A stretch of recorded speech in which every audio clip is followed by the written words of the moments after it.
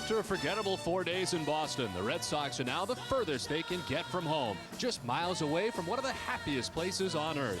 They're hoping the change of scenery will help turn their season around.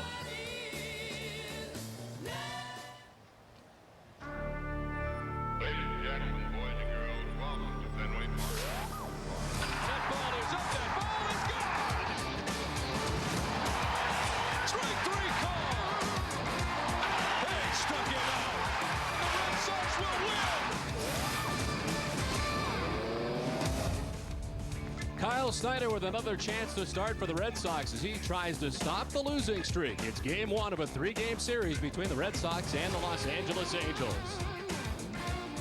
Hi, everybody. I'm Don Orsillo. Welcome to Red Sox Baseball and welcome to Southern California. The first visit of the year for the Red Sox here to Southern California, and the first time they've seen the Angels since the end of July when the Angels came in and took 2 out of 3 from the Red Sox. It begins a slate of West Coast tilts for the Red Sox. They'll play here against the Angels and then head on to Seattle. The Angels have been very good lately, taking 6 of the last 8 games, now 5 games back of the Oakland A's. Then it's on to Seattle, who has lost 11 in a row, and right now Mike Hargrove might be in trouble as the Angels were able to sweep 4 games from the Mariners over the weekend. The Oakland A's, who got healthy, it started against the Red Sox. They've been 26-11 since the All-Star break. But the bad news, Houston Street, their closer, has just gone on the DL. They played great baseball. The Red Sox will finish this road trip against the A's. We welcome in Jerry Remy. And Jerry, the bad news that Alex Gonzalez goes on the DL. The good news, we get our first look at Dustin Pedoria. Well, it certainly is an opportunity for Pedroia. We've been hearing an awful lot about him for the last couple of years, and certainly the people in Pawtucket know him very well, and they like what they see, and now the Red Sox are going to see him firsthand. And, you know, I didn't get a chance to see him in spring training because of injury, so I've been doing a lot of asking around, and I saw Kevin Youkilis in the lobby of the hotel today. I said, Kevin, you know, what about this kid? And he said, well, I said, can he run? He said, no. He said, I'm faster than him. He said, but he reminds me very much of David Eckstein, of course, the player with the St. Louis Cardinals. So, you know, a lot of pressure. I mean, you're coming up here at a tough situation. The Red Sox on the long losing streak. All of a sudden, he's thrown in a shortstop here at the Major League level, making his debut in front of family of friends because he lives very close to this area. So, not an easy job for him. But, you know, because of injury, somebody gets opportunity, and the opportunity tonight goes to Dustin Pedroia. Well, it's the Red Sox and Angels. The Red Sox beginning their second West Coast swing of the year. We'll have the first pitch from Anaheim after this.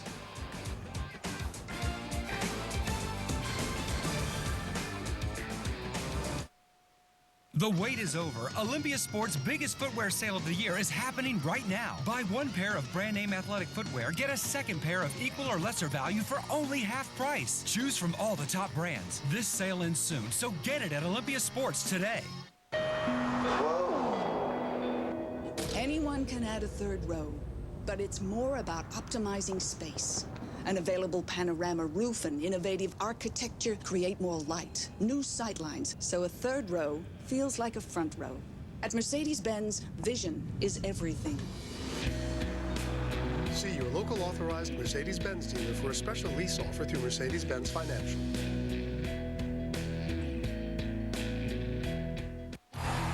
Red Sox Baseball in Nesson is brought to you in part by the Connecticut State Lottery. You could win a monstrous amount of cash. Here's a quick question. How fast can you get your local bank branch on the phone? Can you get them at all? At Sovereign Bank, we don't just give you an 800 number and then hide behind it. Our community banking offices are right in the phone book. They're also listed on our website. So when you want to talk directly with someone at your local branch, you actually can. Imagine that. Hello, Sovereign Bank. Relive the drama. Relive the glory. As we thaw out a classic Bruins game straight from the Nesson archives. The gang from the Garden take to the ice again on Classic Bruins, Monday through Thursday at 6, only on Nesson.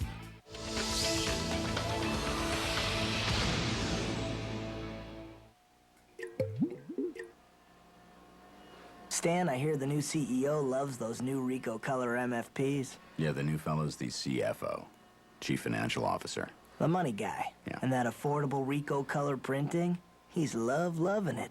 You know, Jerry, maybe you should be CEO. You think? Sure. Move your ideas forward with Ricoh dependability. Nesson and the Jimmy Fund would like to thank everyone for their continued support and generosity for another record-breaking year of fundraising. Thank you for your support of the Jimmy Fund and the fight against cancer.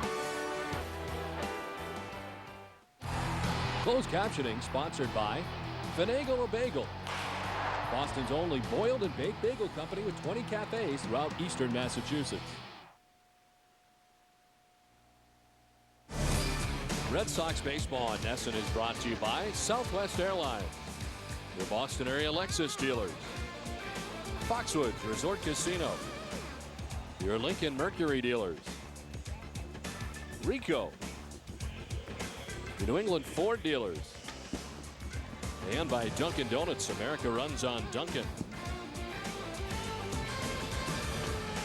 And welcome back to Angels Stadium. The Red Sox and the Los Angeles Angels of Anaheim. The first visit of the year for the Red Sox here to Los Angeles. As the Angels have taken the field, let's check out the starting lineup for the Red Sox tonight. Brought to you by New England Dodge dealers. Leading it off in center field is Coco Crisp. Mark Loretta at second base. David Ortiz at DH. In the absence of Manny Ramirez tonight, Kevin Youkilis at first base. Willie Mopena in left field. Mike Lowell getting the start at third base. Doug Mirabelli does the catching. He bats seventh with Gabe Kapler in right. And the major league debut for Dustin Pedoria at shortstop. He bats ninth. On the mound tonight for the Angels is Joe Saunders. Joe Saunders making his sixth start for the Angels. He won 4 straight, his first 4 games against Cleveland, Oakland, Texas, and the Yankees. Last time out, though, only lasted 2 2/3 innings against the Rangers, giving up 5 hits and 8 runs. Now, there was some talk that he might miss a start because of a tired arm, but they had an off day yesterday. He said, no, I want to pitch. So he goes tonight against the Red Sox, first time he's ever faced the Red Sox. So a beautiful night here tonight in Southern California. Red Sox getting in last night to around 9:30 Pacific time, and plenty of time to get ready for this 3-game series against the Angels. The Angels have played 27 straight days until enjoying yesterday's first off day for them in a long time for Mike Scioscia's crew. They swept the Seattle Mariners over the weekend and ready to go here tonight. With the first pitch of this one missing for ball 1 to Coco Crisp. Red Sox trying to see the fastball, curveball, the changeup, also a cut fastball from Saunders. Crisp starting the night hitting at .268, 6 homers and 26 runs batted in. 82 degrees here tonight in Los Angeles as the Red Sox and Angels in very comfortable conditions. No breeze to speak of. Those flags out in left center field are still. And they're expecting to sell out in all 3 of these games. Kind of a late arriving crowd, but you can understand with the amount of traffic out here. In a deep left field, back goes Anderson. That's going to one-hop the wall. Garrett Anderson plays the hop, but into second base. And a good start for the Red Sox goes Coco Crisp. Well, Coco Crisp gets his count in his favor. 2 balls and no strikes. Now he can sit on the fastball from Saunders, and the fastball is going to be just a bit up in the zone. And Coco Crisp hitting from that right side, a hard line drive over the head of Anderson for the leadoff double. Coco, who is 1 for 19 over the weekend against the Yankees, picks up his 18th double of the year and stands in scoring position. And here's Mark Loretta. Mark hitting at .308, 4 homers and 50 runs batted in. The Angels, who played very good baseball lately. Certainly the good recipe is to have good pitching and good defense. They've had good pitching. They're second in the league at 4.15 for Mike Scioscia, but last in defense. They've made 97 errors, which have led to an unbelievable amount of unearned runs this year for the Angels. They used to be very good defensively, but certainly not the case this year. They've allowed 73 unearned runs. It's the most in the majors. They totaled just 45 unearned runs all of last year. It's been a disappointment, but still very much in it in the AL West. There's some separation for the first time now for the A's. They have a 5-game lead in this division. It taps it foul, and it's 2-1.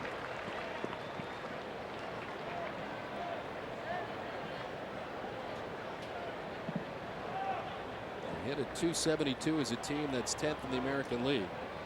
Red Sox hitting at .281 in the middle of the pack.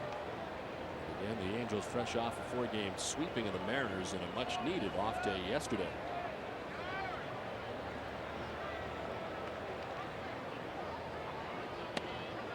And there for a strike, and it's 2-2 to Loretta.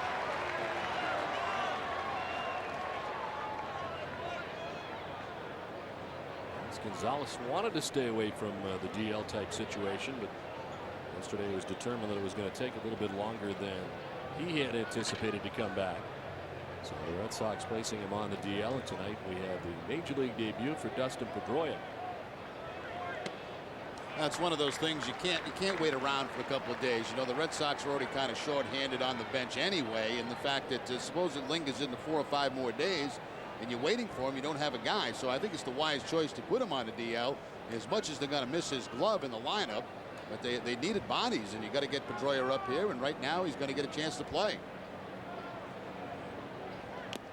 Loretta with a swing and a miss. Saunders strikes him out. First out here in the first inning. The Angel defense is brought to you by New England Ford dealers, and as Don told you, they are last in the league with 97 errors. Meister at Terrace, the third baseman. Orlando Cabrera, the shortstop. Adam Kennedy at second base, and Rob Quinlan, the first baseman. Left to right, Garrett Anderson, Sean Figgins, and Vladimir Guerrero, and Mike Napoli doing the catching for Saunders. So one down, Coco Crisp remains at second base. And here's Big Papi.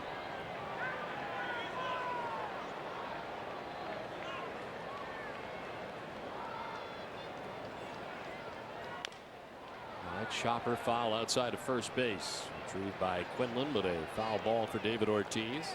Very unusual to see Loretta strike out. Of course, Loretta, one of the toughest guys in the American League, and usually with that man at second base, he'll get the job done by moving the ball to the right side, but that time striking out. And Coco Crisp remains at second base.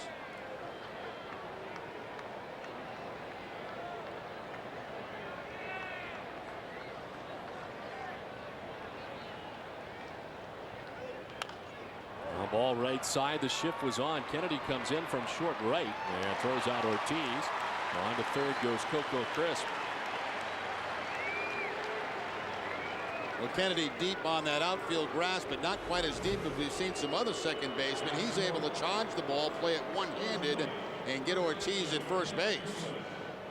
So now Kevin Youkilis gets a chance with 2 outs, starting today in the cleanup spot. If I'm not mistaken, I think the only spot that Youkilis has not hit in this year has been the 9-hole. This is the second time he's been in this spot, the cleanup spot for the Red Sox. It's a .293, 13 homers, and 64 runs batted in. And it takes the first pitch strike from Saunders. Kind of a long flight out here last night, wasn't it? For a couple of different reasons. Obviously, the length of the trip and the results over the weekend. Very quiet. I think of another time where the flight has been quite as quiet as it was last night, but certainly understandable. The events that took place over the weekend. Terry Francona's squad. Not what he was expecting, not what anybody was expecting. A change of venue here might be what the Red Sox need. Coming out here to the West Coast to begin this West Coast swing. The Yankees also out here on the West. They made their way to Seattle. They begin a series against the Mariners. Nice job yesterday by David Wells. That might have been one of the things that was lost in yesterday and the loss. Well, the 2 veteran guys, Schilling and Wells, both did very, very well in that series against the Yankees. Unfortunately, no support from anybody else. Red Sox hitting at .210 with runners in scoring position. One of the bigger factors. The problems out of the bullpen for the Red Sox also were devastating during the series.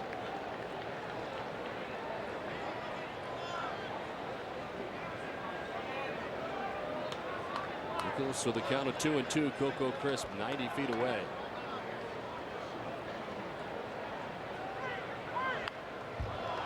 On to the backstop, and it hangs at 2-2 to Youkilis.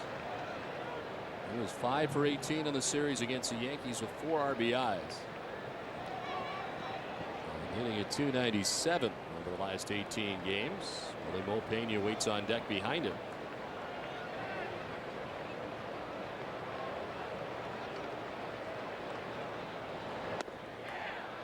Count now to Youkilis. A lot of changeups to those Red Sox right-handed hitters here in the first inning from Saunders, and that's the report that we got. He has great confidence in his changeup and will throw it a lot.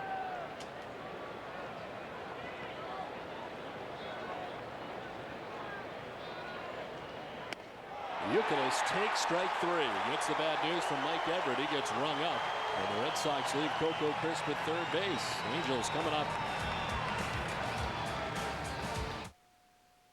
The Boston Globe Sports Plus. I love to tackle the tough topics. You're in dreamland with that one. And so do the Boston Globe sports writers.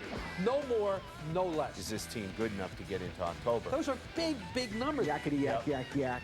The Boston Globe Sports Plus combines New England Sports Page with New England Sports Network. The hottest topic. Is he all finished? But the cost was outrageous. It is the Boston Globe Sports Plus. Wednesday and Friday nights on Nesson.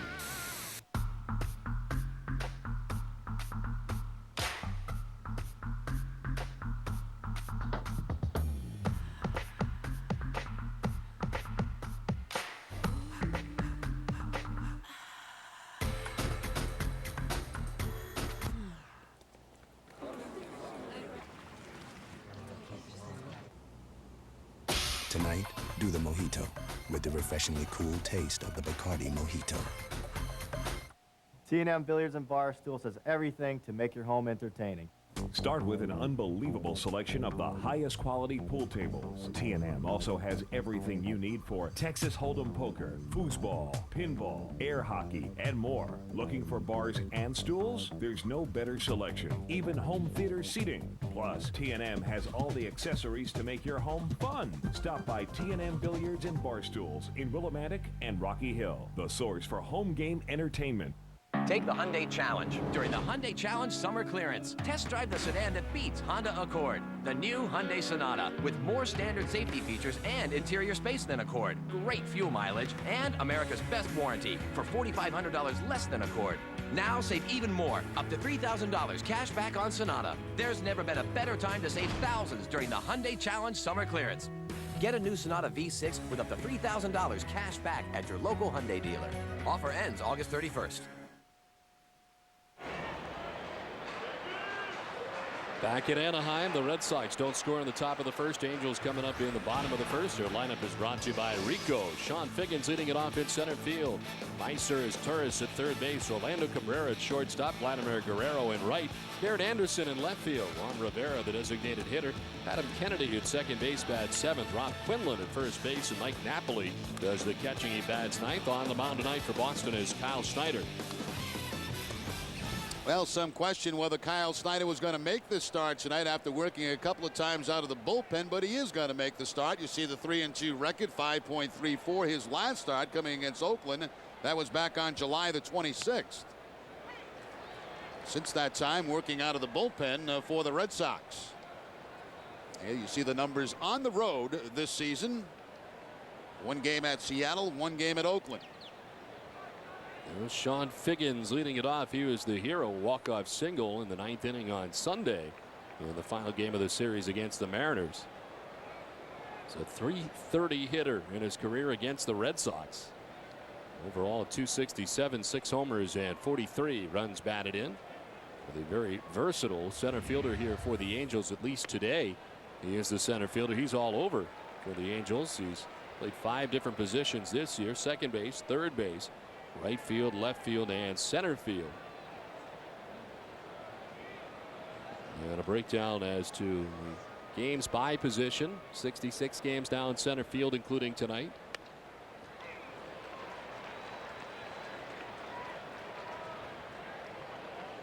And Manny Ramirez out of the Red Sox lineup, left the game with a cramp in his hamstring yesterday and unable to go today.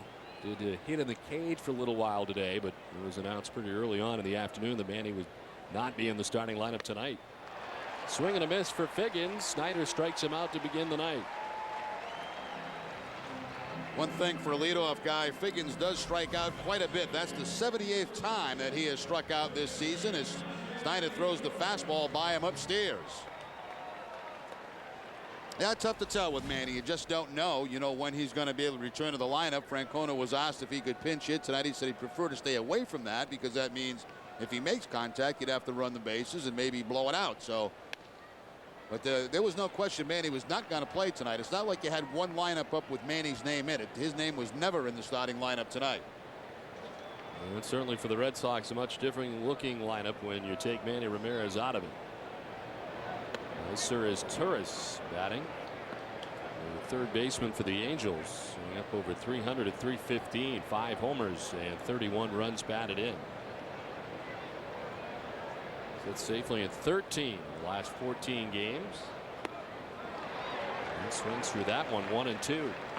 Very good changeup that time by Snyder, keeping the changeup down and keeping his Taurus off balance.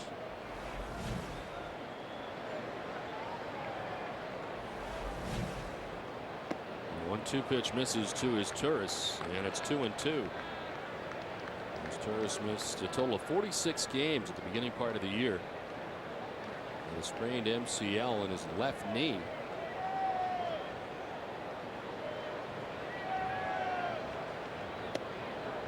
It's a 2-2 for ball 3, and it's 3-2.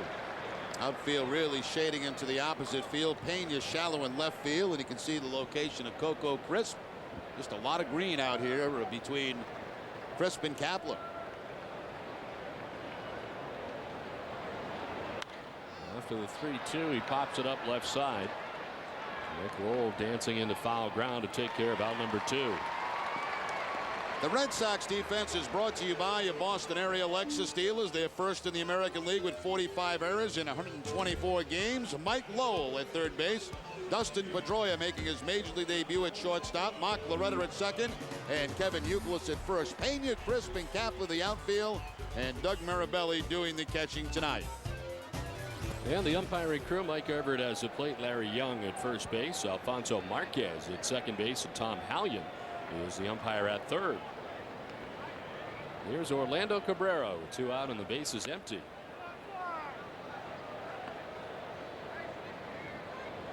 Former Red Sox shortstop hitting at .282, 8 homers, and 61 runs batted in. He has cooled some since the All-Star break. .292 before the break, .250 after the All-Star break, but still in that third spot in the batting order. More RBIs this season than he had last year. 57 RBIs in 141 games last year. He's got 61 RBIs this season. Now, last year he wasn't hitting third though, hitting at the bottom of the lineup or all up there at second spot, where obviously you don't get as many RBI. Hitting third only 3 times last year.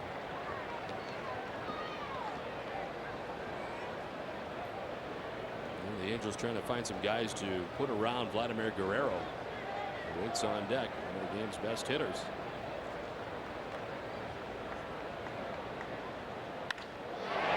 Towards left center field. That's a gapper back towards the track on the wall. As Cabrera cruises into second base with a 2-out stand-up double. First hit of the night for the Angels. Well, Cabrera gets a hanging breaking ball that time, and usually when you hang a ball up in this zone, it's going to get hit pretty hard, and Cabrera does hit it hard in that gap in left center field. So with 2 outs, he gets himself in the scoring position for Vladimir Guerrero. 33 doubles this year. His career high is 47. At 33 will now put him in the top 10 in the American League in that category. 47 doubles back in 2003 is career high. And they'll intentionally walk Guerrero with first base open. This is interesting in the first inning because Garrett Anderson has absolutely destroyed the Red Sox, and he's been hot. But they're not going to fool with Vladimir Guerrero. Well, Anderson riding a 21-game hitting streak. And he waits on deck. And we're going to go after him here with Guerrero about to head down to first base. The 21-game hitting streak is against the Boston Red Sox for Garrett Anderson. He's got 14 runs batted in his last 15 games. But when you go over this lineup, that's the guy you don't let beat you, Vladimir Guerrero.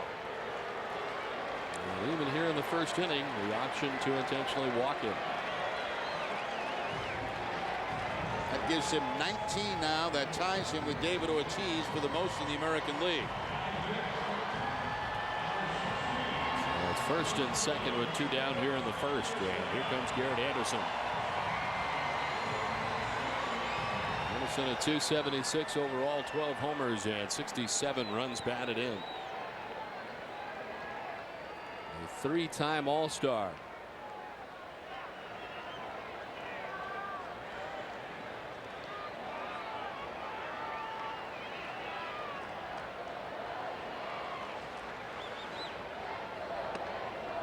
Missing inside and low. Garrett Anderson, look at that 21-game hitting streak against the Red Sox that we mentioned, hitting at .359 during the stretch.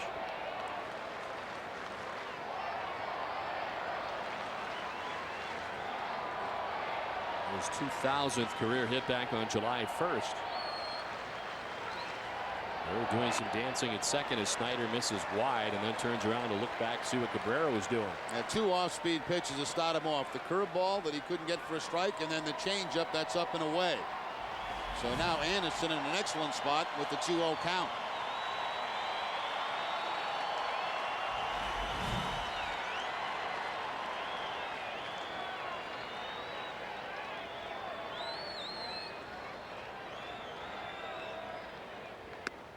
Anderson takes the strike. 2-1. Yeah, and Snyder did not give in with a fastball, a changeup on the 2-0 count to get the first strike.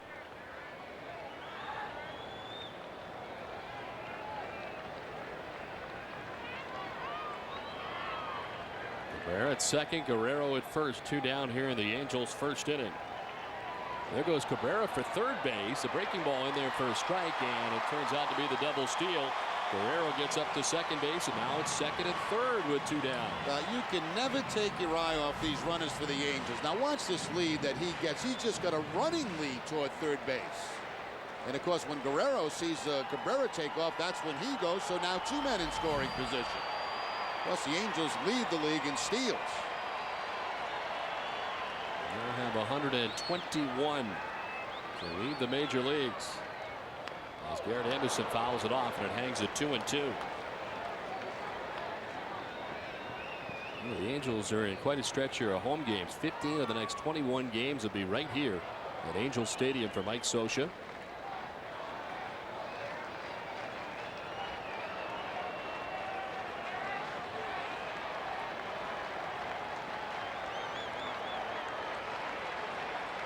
This will be the 25th pitch of the inning for Kyle Snyder. And it drops in there for strike three. Picked a perfect time to get his second strikeout. As the Angels strand a pair in scoring position, scoreless after one. Hey Red Sox Nation, thanks for supporting the Tiger Woods Learning Center and the Red Sox Foundation. Don't miss the Deutsche Bank Championship this Labor Day weekend. Mark your calendar and join me and the world's best at the TPC Boston. Your support makes a difference for many New England charities. On Jobs, compare.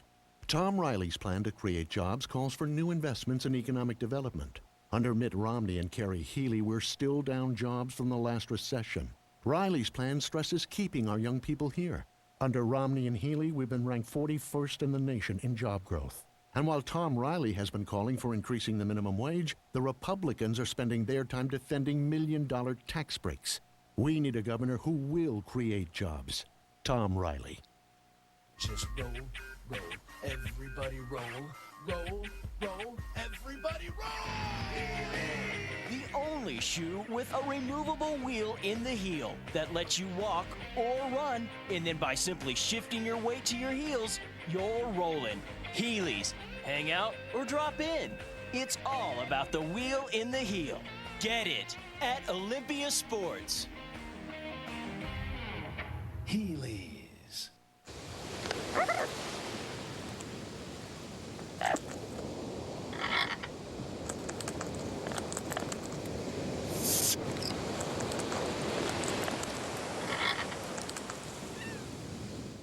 Nesson and the Jimmy Fund would like to thank everyone for their continued support and generosity for another record-breaking year of fundraising. Thank you for your support of the Jimmy Fund and the fight against cancer. Granite City Electric and Glen Electric present Field of Dreams 3, where you could win nightlights for your town's ball field. Enter to win at GraniteCityElectric.com. Granite City Electric. We do it right now.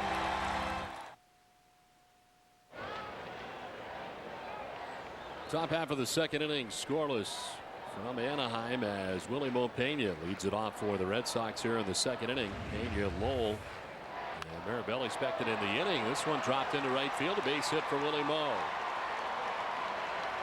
So the Red Sox had a leadoff hit now. Mo's going to try to get to second, and he does. Knowing there that Guerrero likes to throw behind runners, Willie Mo Pena takes advantage of that. He rounds first base, and you always have to be careful rounding first base with Guerrero out there because he likes to throw. Pena knows that. Now the throw comes into first base, and he takes the extra base going to second. Good hustle by Pena. As soon as he sees Guerrero start to throw in that direction, he takes off. So a single and a second on the throw for Willie Mo Pena. And for the second straight inning, the Red Sox have had the lead runner reach second base to begin an inning. Coco Crisp with a double in the first. There's Mike Lowell. Lowell hitting at .286, 14 homers and 60 runs batted in.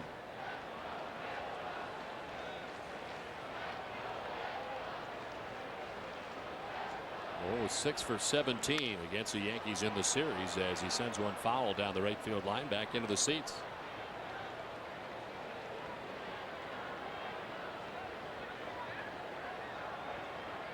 Breaking the bat will go grab a new one over by the on deck circle. Well, the Red Sox had a chance to advance a runner back in the first inning. Loretta struck out. Let's see if Lowell can advance Willie Mo Pena with nobody out from second base. The Red Sox tonight already 0 for 3 with runners in scoring position.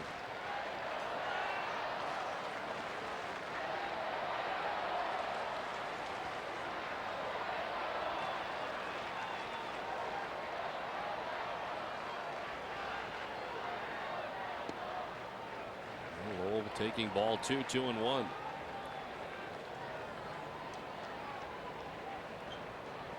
Almost a year to the day since the Red Sox last trip here to play the Angels. 18th through the 21st of August last year. Only visit of the year for the Red Sox here to Anaheim.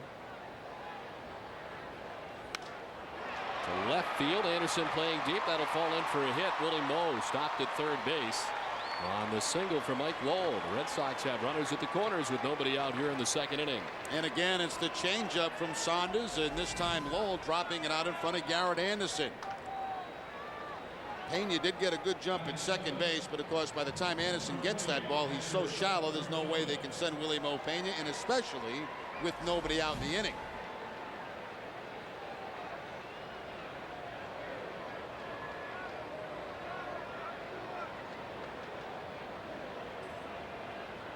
So first and third, nobody out for Doug Mirabelli.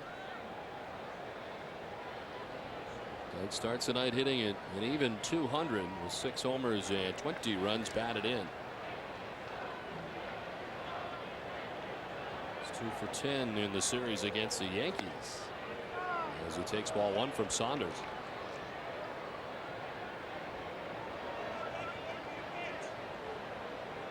Over the last 6 games, Mirabelli with 3 home runs and hit a .261 over the last 3 games. Sharing time now with Javi Lopez in the absence of Jason Varitek. Outside again, and it's 2-0.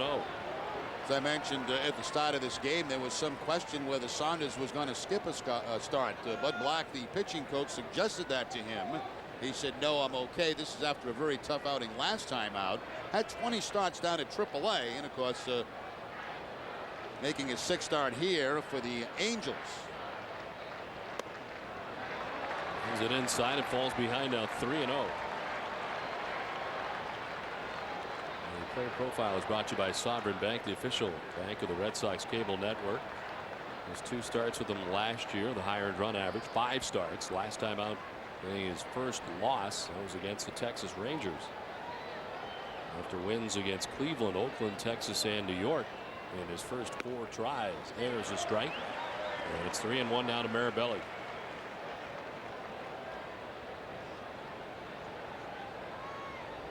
Lost last time against Texas, his first career major league loss.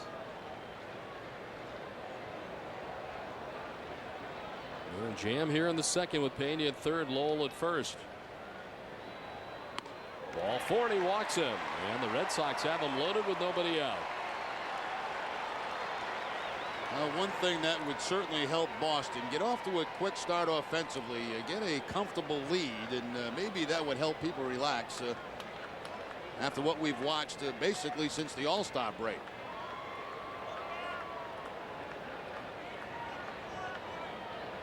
Bud Black, the very good pitching coach for the Angels, out there to talk to Joe Saunders.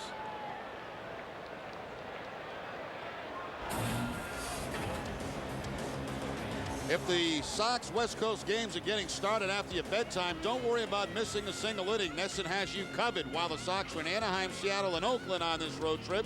Join NESN each morning for Breakfast with the Sox, presented by Vermont Tourism, a 2-hour version of the previous night's West Coast game. So join us for breakfast weekdays at 6 a.m. and weekends at 7 only on NESN.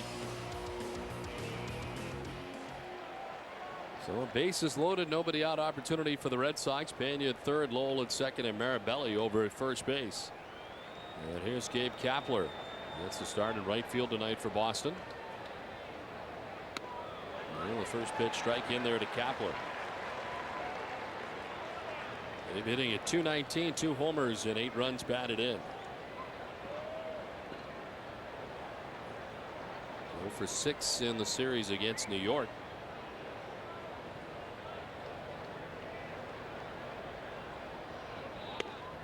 Outside, a ball and a strike now to Kapler.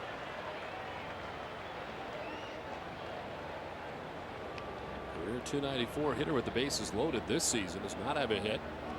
The bases loaded, 0 for 3 in that category.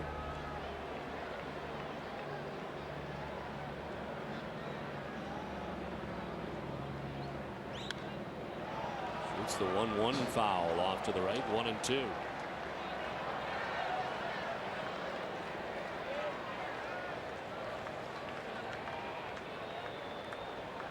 Red Sox come in with a 5-game losing streak, matching their longest slide of the season.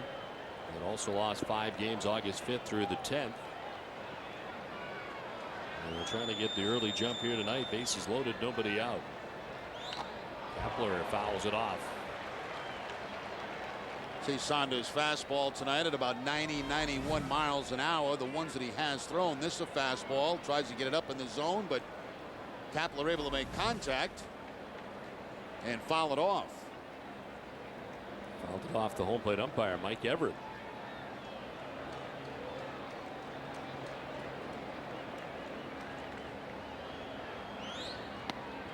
Kapler trying to hold up. Did he go?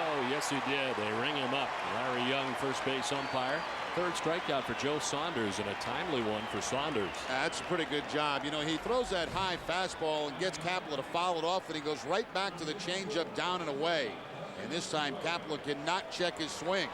So a big strikeout for Saunders with the bases loaded. Well, big opportunity here in his major league debut for Dustin Pedoria. I think for his first major league at bat, and look at his numbers with the Pawtucket Red Sox in 111 games. 80 of those games as the shortstop for the Pawtucket Red Sox. And some shuffling between short and second base this season, but seeing the bulk of the time at short. And that's where he plays here tonight in his major league debut. And wearing number 64 in his major league debut. I guess no small numbers available. Seems strange to see an infielder with that big a number on his back. He just turned 23 last week. The second round pick by the Red Sox back in 2004. Lined and caught at shortstop by Cabrera, turns it into a double play, and the Red Sox had the bases loaded with nobody out and get nothing out of it.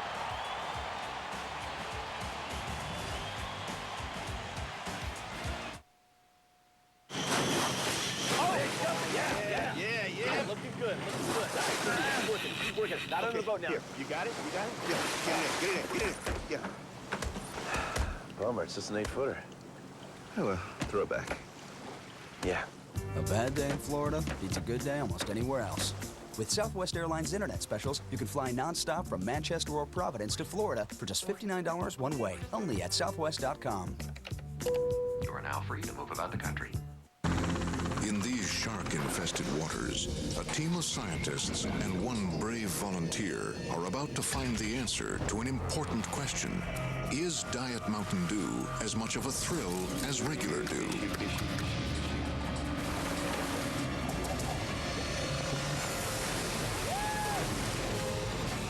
The results were clear.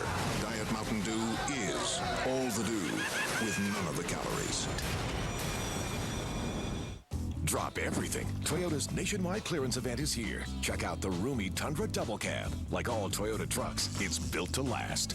Right now, you can save on any rugged Toyota Tacoma with first-time ever special clearance financing for up to 60 months, 4.99%. Tacoma, the best-selling small pickup in New England. A success built on its bulletproof reputation for reliability. The clock's ticking. The Toyota Time clearance event ends September 5th. Toyota, moving forward.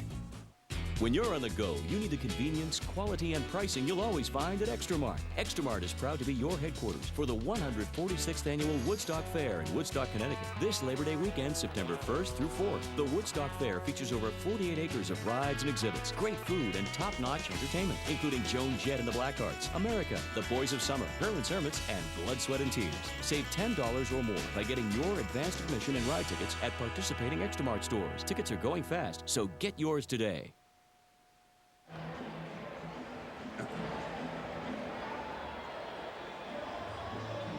Well, a Major League debut. Dustin Pedoria hits an absolute rocket, but it's going to be a great play by Cabrera. Looks like this is going to be a base hit to drive in a couple of runs. Instead, Cabrera there to make the catch, tag second himself to get the double play and get the Angels out of trouble. Can't hit the ball harder than what he hit it right there. So Juan Rivera leads it off as we head to the last half of the second inning for the Angels. Still a scoreless ball game tonight. Rivera, the designated hitter, not after the first pitch. Skies one to deep center field. Coco Crisp back at the wall, and it is gone. So a bases loaded, nobody out opportunity for the Red Sox. They can't score. The first pitcher at the bottom of the second. Juan Rivera takes it out to give the Angels a 1-0 advantage. Well, those who follow the Angels say that Vladimir Guerrero is their most valuable player, but a close second with this year would be the year of Juan Rivera. He has really come up big for the Angels. Home run number 21 on a fastball from Snyder. No question about that when it left the bat.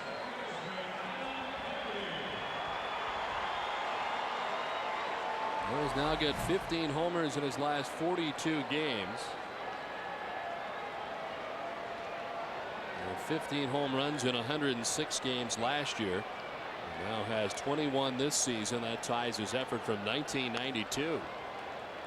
It looks like there's smoke in your screen. There is. That's from fireworks they shoot off after a home run.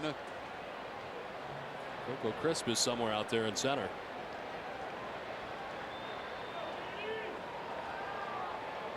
Adam Kennedy, the Angels' second baseman, batting.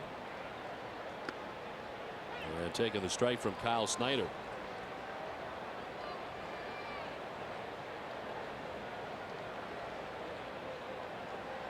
That is the 9th home run allowed by Kyle Snyder now in 36 innings. Well, it's Kennedy back tonight from a 4-game suspension. That's when he charged the mound in Texas. That's that beanball war they had down in Texas. A number of guys were suspended. He charged Scott Feldman. And, of course, suspended for the 4 games. He missed all those games over the weekend against the Mariners. And Brendan Donnelly, who had been suspended for 4 games, has appealed. The second base, Loretta off balance, throws to first to get Kennedy for the first out. And look at that ball, the brawl you were talking about. Well, the things have been going back and forth for a couple of days. And there you see the final act when Feldman hits Kennedy on the backside. He charges the mound and all heck breaks loose. But that was just an explosion waiting to happen between these two ball clubs. He tried that right uppercut, didn't he? Looked like he got him in the side. I've always felt the jab was more effective to keep him away and then go with the upper right, you know, the uppercut, but he went right to that right uppercut. Brendan Donnelly got to 4 games. Scott Feldman, the pitcher you saw, suspended for 6 games. Kevin Gregg had been suspended earlier. Kennedy getting 4 games. the center field. Back goes Coco Crisp onto the track. This one he will make the catch on. And Rob Quinlan, the first baseman for the Angels, retired. 2 down. Well, tonight's Chevy triple play contestant is Lynn Galanis of Stamford, Connecticut. If Boston turns a triple play in tonight's game, Lynn will win a Chevy Cobalt. For your chance to win a Chevy car and truck, enter the Chevy triple play contest at NESN.com this month.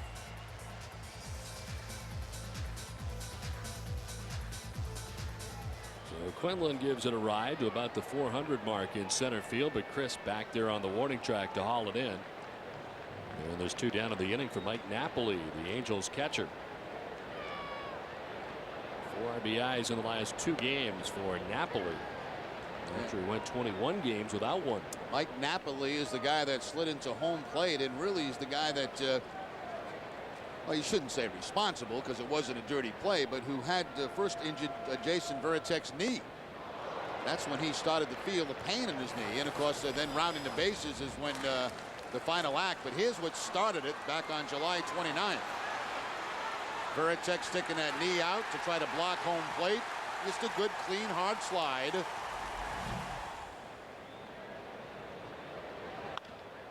Up the middle and into center field. Snyder tried to throw the backhanded glove out there, but it gets by him into center. And Napoli's on with 2 outs in the inning.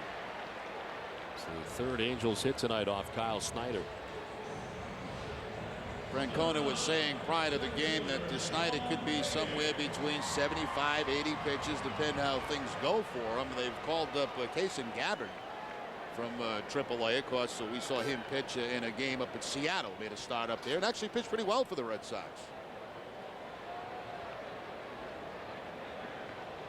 I wonder what the Paw Sox pitching staff looks like these days with all the changes they've had on this trip alone. They were going to Ottawa and then heading to Rochester, and they've had a bunch of guys getting off buses and trying to find flights, and now flights to the West Coast.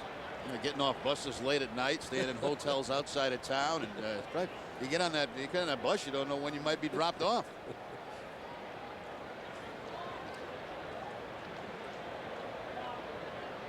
Pedroia got his first major league at bat out of the way, lining out into a double play, but a nice play by Orlando Cabrera. And a hot shot as Sean Figgins gets his second look at Kyle Snyder tonight. Figgins struck out swinging in the first inning.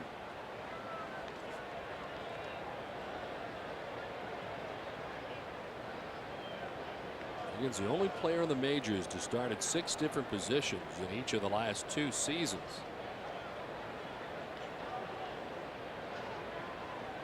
It's so valuable for Mike Scioscia's team as lifts it out to behind second base, shallow center, and it's Pedroia who makes the catch and ends the inning.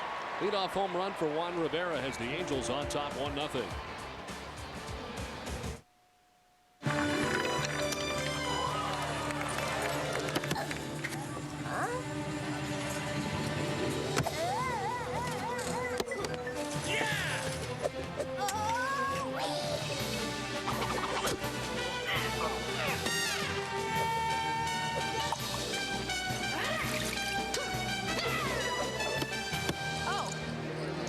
Chip.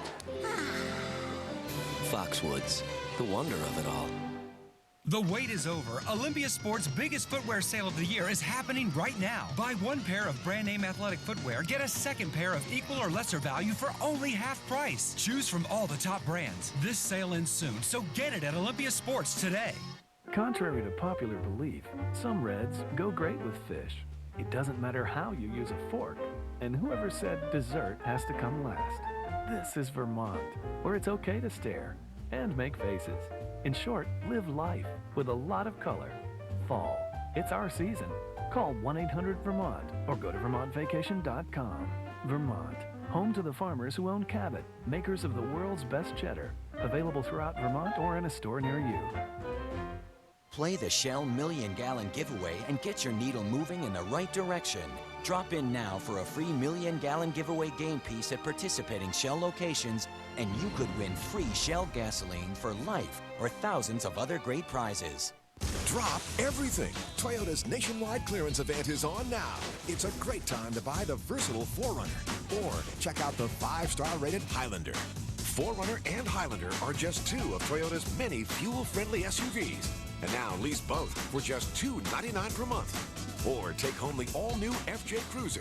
Get one now starting at just $21,710. The clock's ticking. Catch the Toyota Time nationwide clearance event today. Toyota, moving forward. Top half of the third inning, and Coco Crisp leading it off for the Red Sox.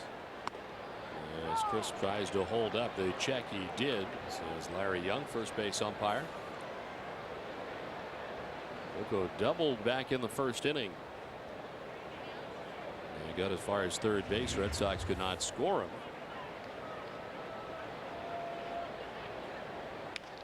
On the ground, foul outside of third. It's a ball and a strike now to Crisp. Coco having a very tough series against the Yankees, going 1 for 19 over the weekend.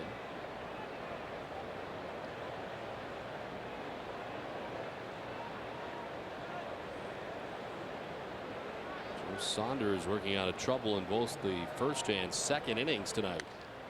Well, ground ball at Adam Kennedy for the first time tonight. The Red Sox do not have the lead runner on. Well, you can hit the road with the Red Sox. There is still a limited number of spaces on the Red Sox destinations road trip to Toronto, September 22nd through the 24th. Due to popular demand, a new package was just added over Labor Day weekend, combining Red Sox baseball and the Deutsche Bank Championship PGA Tour event.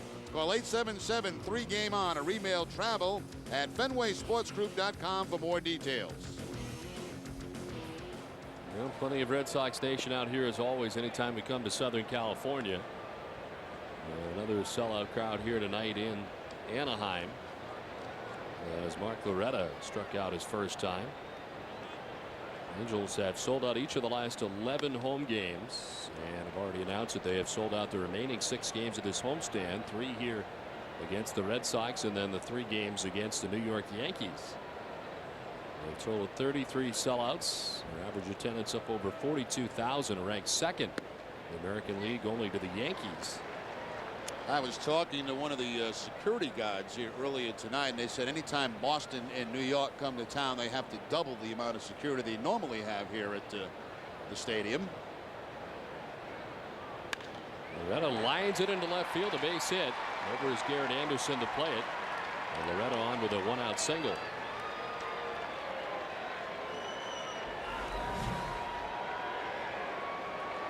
Loretta gets a fastball down and in and hooks it to left field for the base hit. So after the strikeout in the first inning, Loretta bounces back with the base hit.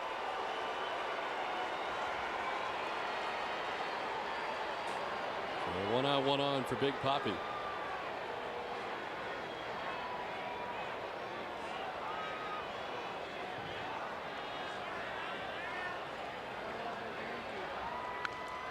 Ground ball softly to first. Quinlan will fire to second to get the lead runner. Return throw is not going to be in time. We do get Loretta at second base, and there's 2 down in the inning. Well, good job by Saunders there. Not afraid to go inside to David Ortiz. We don't see many lefties do that, but the young pitcher goes right inside and jams Ortiz.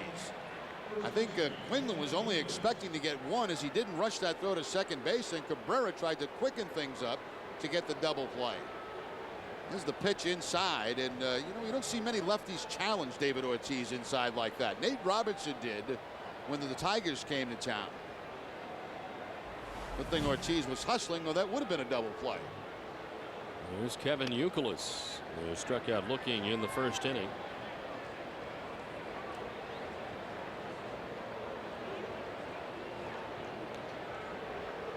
Youkilis hitting at .299 against right-handers, hitting at .276 against lefties. And tonight the Red Sox dealing with a lefty in Joe Saunders. And the catcher Napoli headed out as Saunders falls behind 2-0.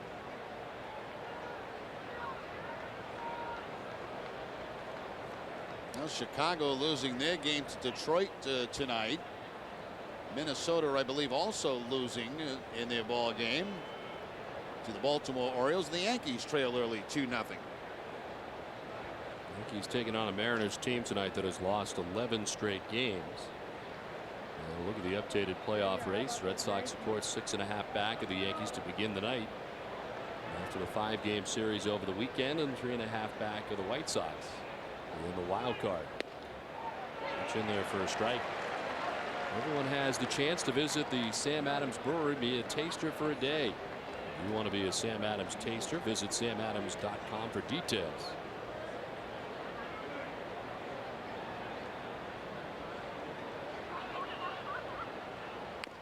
Ground ball foul off the foot of Youkilis. Now, Youkilis is nicked up enough. You know, he had that hand stepped on in that Yankee series. His ankle has been bothering him some, and now he takes a foul ball right off the foot.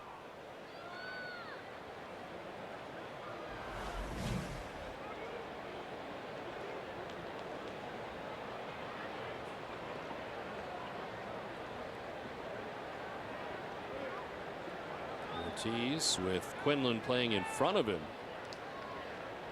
Gains his lead. Youkilis carves it foul to the backstop. And hobbling around pretty good still. Seems like you put that pad on and it never hits the pad. It always hits somewhere other than the pad. I think that time he got him right on the top of the foot.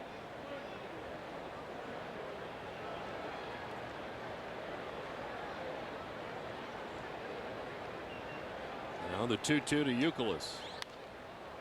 Sends it foul off to the right. It's still 2-2.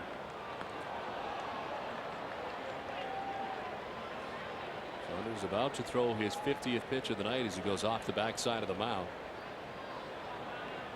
And his 6th pitch at bat so far for Kevin Youkilis.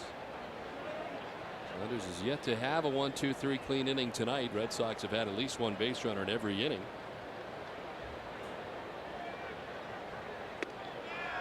Inside and a full count. One of his pitches, it looks like he's letting that front shoulder fly open because a number of his changeups and fastballs have been just sailing away from right-handed hitters.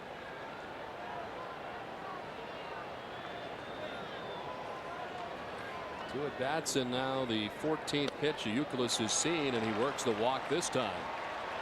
It's his second walk given up by Joe Saunders. Ortiz up to second base, and it's first and second now with 2 down in the inning. Now, walks have been a little bit of an issue. You know, the record's very good for Saunders. He's been very good baseball, but coming into the game, he did have 15 walks in 29 2/3 to go on with 19 strikeouts, and of course, adding a few walks to that here in this ball game tonight.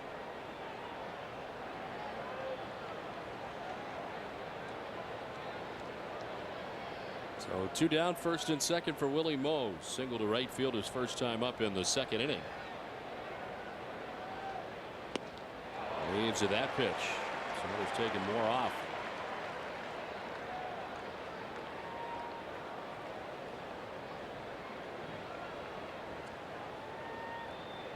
Red Sox with 4 hits so far off Saunders. Have not been able to get a run yet. The Angels on top 1-0.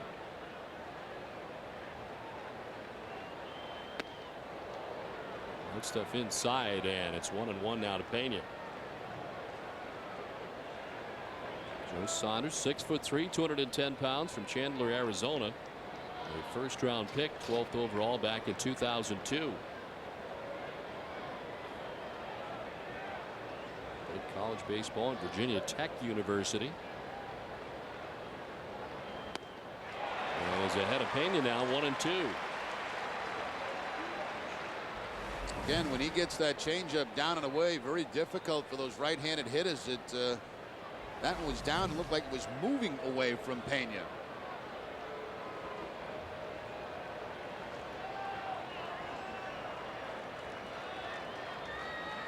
A tough category for the Red Sox. 1 for 6 tonight as Pena takes ball 2, and it's 2-2. I was talking about, Don, you know, a lot of pitches inconsistent. Again, that front shoulder flying open, and that changeup going way out of the strike zone. Watch the front shoulder. You'll see it open up too soon, and that's going to cause the arm to drag and, of course, the location be off. Well, again, Mike Napoli, his catcher, out to talk to him. It's something you'll see catchers always reminding pitchers about. You know, keep that shoulder tucked in and driving it towards home plate. Don't let it fly open too early. See Jason Varitek a lot of times pointing to the shoulder. Yeah, a lot of catchers will do that. Just a quick reminder.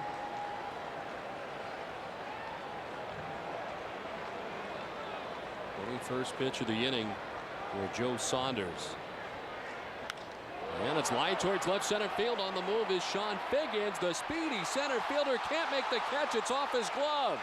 From second comes Ortiz. Around from first is Youkilis. 2 runs in, and the Red Sox take the 2-1 lead. Boy, it looked like Figgins was going to get there.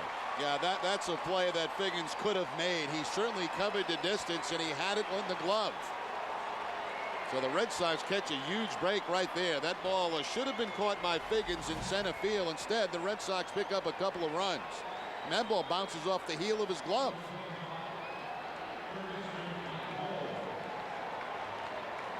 Tries to catch it with his bare hand, can't do so, and the Red Sox get a couple out of it. A huge break for the Red Sox. And they charge an error to Sean Figgins in center field. His 4th error in center field to add on to the American League leader in errors on the season. They are the Angels. Now 98 errors, the most in the AL. Now the defense has really hurt this ball club, and even with their great pitching, you know, it's made those guys throw a lot of extra pitches all season long. That's 13 errors for Figgins. Well, Mike Lowell taking a strike. So instead of getting out of the inning unscathed for Joe Saunders, 2 runs in and a 2-1 Red Sox lead here in the 3rd.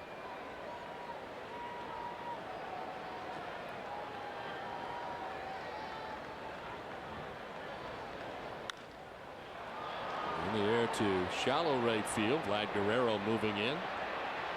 And he makes the catch that ends the inning, but the Red Sox picking up 2 runs. The error to Figgins. It's 2-1 Boston.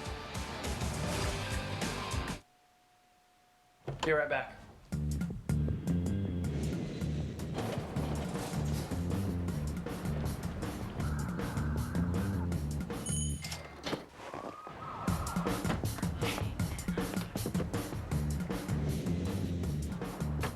Thank you, baby. Got a craving for Chicago?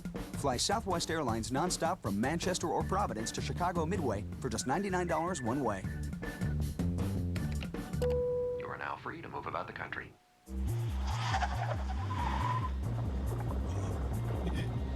There's no way to hide it. If you drive drunk, we will find you. Cops everywhere are stepping up enforcement and cracking down like never before. Sir, have you been drinking tonight? Sir, have you been drinking this evening? Sir, have you been drinking tonight? Make no mistake, you will get caught and you will be arrested. Over the limit, under arrest. So every month you sit down to pay the bills. Oh, joy. But what if you could do the whole thing online in less than half the time? If you used Sovereign Bank Bill Pay, you wouldn't have to buy stamps or write checks. To see how fast and simple it is, log on to sovereignbank.com and check out Bill Pay. It's free, so give it a try. You'll never go back to the old way. And it'll give you more time to do things like watch baseball. For the very best in service, certified technicians for RV parts and accessories, it's USRV.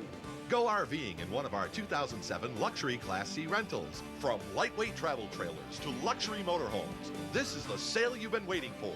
USRV Summer Spectacular. From A to Z, it's USRV. Quantity, quality, and price. My name is Marty, and I still make better deals.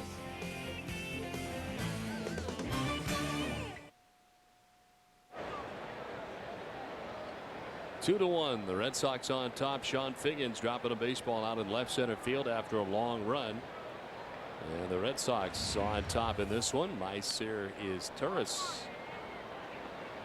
Leads it off here in the 3rd. As Turris fouled out to the 3rd baseman Mike Lowell in the 1st inning. Rolling on the grass at 3rd as his Turris pops it up into shallow left. Roy out in is Pena. And Willie Moe puts it away for out number 1. Let's check in with Tina Cervasio. Tina? Thanks, Don. Earlier, Jerry was mentioning how Kyle Snyder will be on about a 75 to 80 pitch count tonight. Well, yesterday afternoon, when he got the official news that he would be starting tonight, Snyder said that all he wants to do is go as deep into the game as possible and give the Red Sox the opportunity to win. He says he is having no problems with his surgically repaired arm whatsoever. In fact, Snyder says he feels as good as he has ever felt in his career so far. Now, he came out of the pen on Friday versus the Yankees and warmed up a couple other times in relief, but never got back out there, and said for him getting ready for a start is more mental than it is physical. Don? All right, Tina, thanks very much. Well, he's a guy who certainly was a huge prospect, a guy who's had many setbacks in his career from a physical standpoint. This is back up the middle and into center field, Orlando Cabrera with his second hit, and he's 2 for 2. That's the tough thing about being injured, you know, and especially for a pitcher that has an arm injury. I mean, all you can focus on is trying to feel healthy, feel good again, you know, pain-free. And that takes sometimes a long time to get your confidence back. And once you feel pain-free, then you have to start working on all the other stuff. You know, you've been away for so long from it. So it's really difficult for guys that have had so many surgeries and so many physical problems to finally get to that point where they feel healthy again, and then all that other stuff kind of falls in place for him. He's received some pretty high praise from both Jason Varitek and Kurt Schilling. As Schilling has known him for a while, the two had worked out during the off seasons in Arizona. As this one has popped up foul off to the right, and they get back into the seats. If you look at Snyder and you look at curveballs on the Red Sox team, he may have the best curveball. When you think about it, you know, he's got that 12-6 curveball. He's got a good changeup. It's just a matter of location a lot of times with him. Certainly not an overpowering fastball, only 89-90 with the fastball.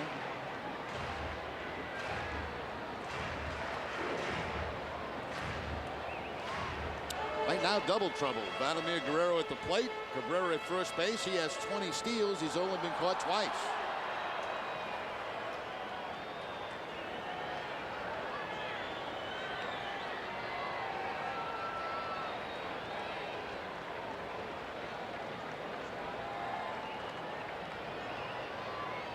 Was intentionally walked in the first inning. This one to the backstop on the fly. And Cabrera to second base. Wow, that one uncorked. And Guerrero ducking back out of the way. Wild pitch charged to Snyder. You know, the first fastball was right down the middle, and the second fastball right up over his head. That was after a long meeting with Mirabelli. Mirabelli didn't like the location of the first fastball because it was right out over the plate.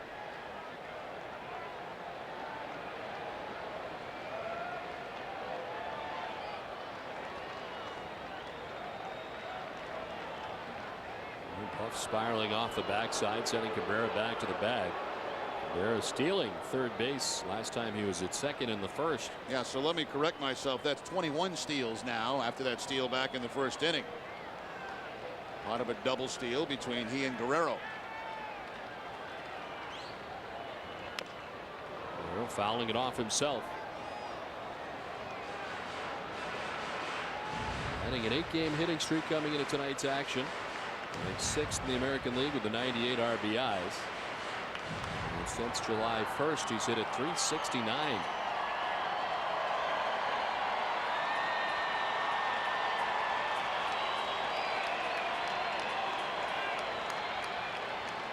One two to Guerrero with Cabrera at second base, and one down here in the third.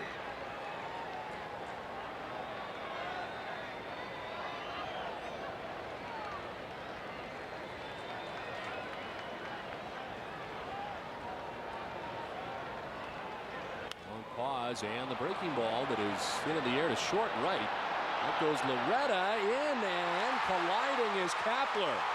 Ball gets loose, and it is thrown back in by Youkilis to second, Cabrera to third, as Guerrero reaches second base. We'll make sure everybody's all right on the collision and right. Now there's something you very, very seldom see, where you have three players, including the first baseman, involved in a pop-up to short right field.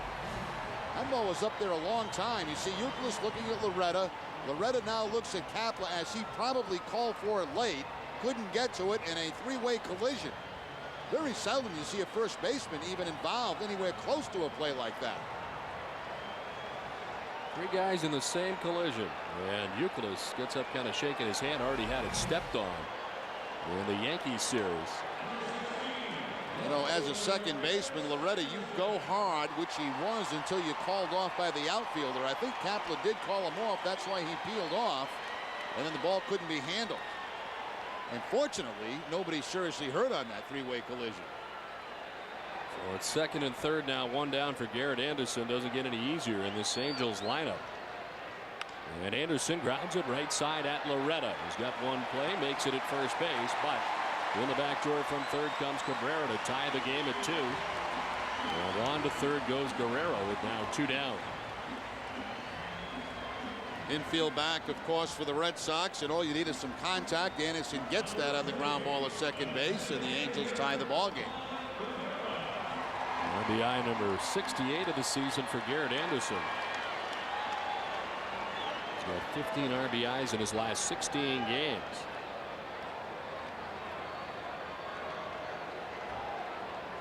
And now Juan Rivera, who hit a home run in the second inning.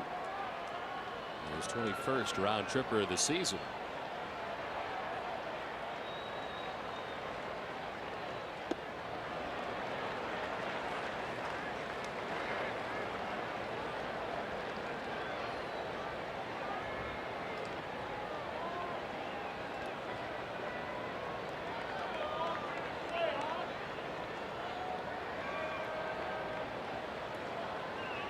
The Yankees and Mariners are tied 3-3 in that game. Bobby Abreu got his 200th career home run. Richie Sexton has tied it up with one of his own as the Seattle Mariners trying to break an 11-game losing streak. I'm going to warn you about something right now, Don. I don't want to hear Abreu's name until the next time we play the Red Sox or the Yankees again in Yankee Stadium. We've had plenty of Bobby Abreu over the weekend. We're sick of Bobby Abreu. My goodness. He was on base the entire series. Oh. Every time you looked up. A swing and a miss for Rivera. It's 1-2. This is a good curveball again from Kyle Snyder. Looks like he took something off, and Rivera, who hit a fastball for a home run first time up, no contact on that curveball. Snyder with 50 pitches in his outing here through 2 2/3. Vladimir Guerrero 90 feet away at third base, 2 down here in the last of the third.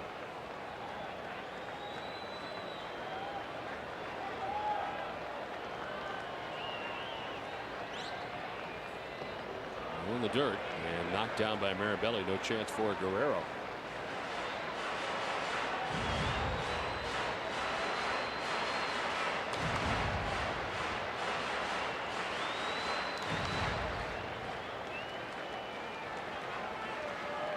Start for him July 26th at Oakland. A loss in 6 innings, giving up 5 runs.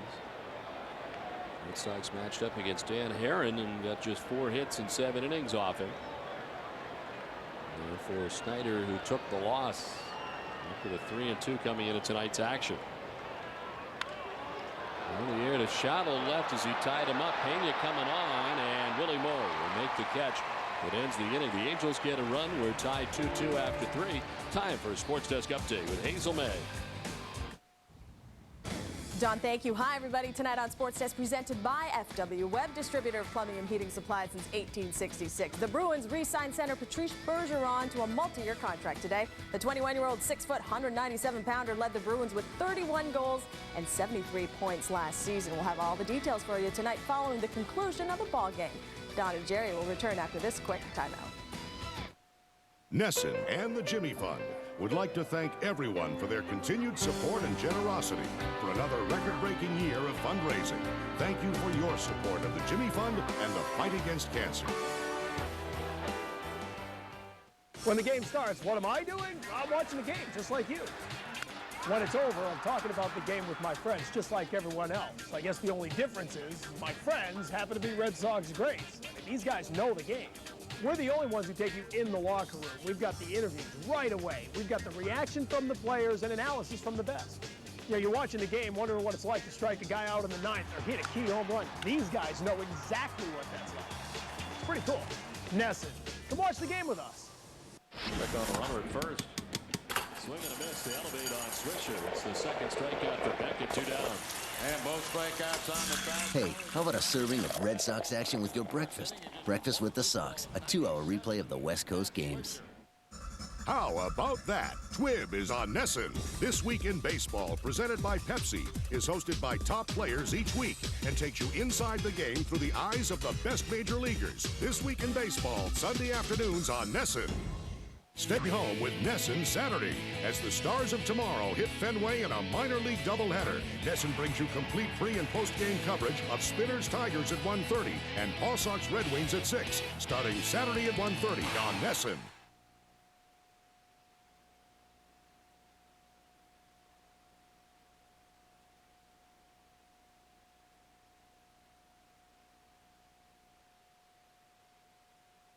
Pedroia in a 2-2 game. Belly walked his first time up and takes the strike. The pitching line is brought to you by Nissan. And the comparison between the two pitchers tonight, 60 pitches for Saunders, 52 for Snyder. And the runs allowed by Saunders unearned on the error by Sean Figgins that scored the 2 Boston runs. And adding on to a lot of unearned runs this year for the Angels. It's now 75 unearned runs, the most in the majors, allowed by the Angels pitching staff because of all the errors. Now 98 committed by the Angels. Belly strikes out. That's 4 Ks for Saunders. 1 down. Join Jason Veritek and friends for a miniature golf tournament to benefit Children's Hospital Boston and Celebrities for Charity Foundation. The event will take place on September 7th at Station Landing in Medford. For more information, log on to veritekputtputt.org. Nesson will be televising this event in October, so watch for it.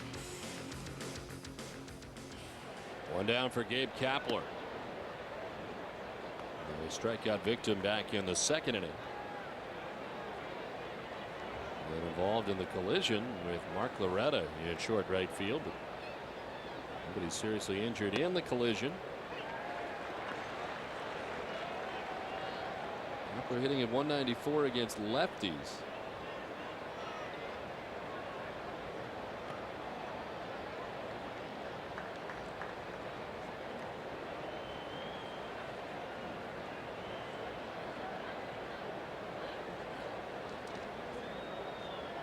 Red Sox will feature a lefty of their own in game 2 of the series here tomorrow night. John Lester matched up against Kelvin Escobar.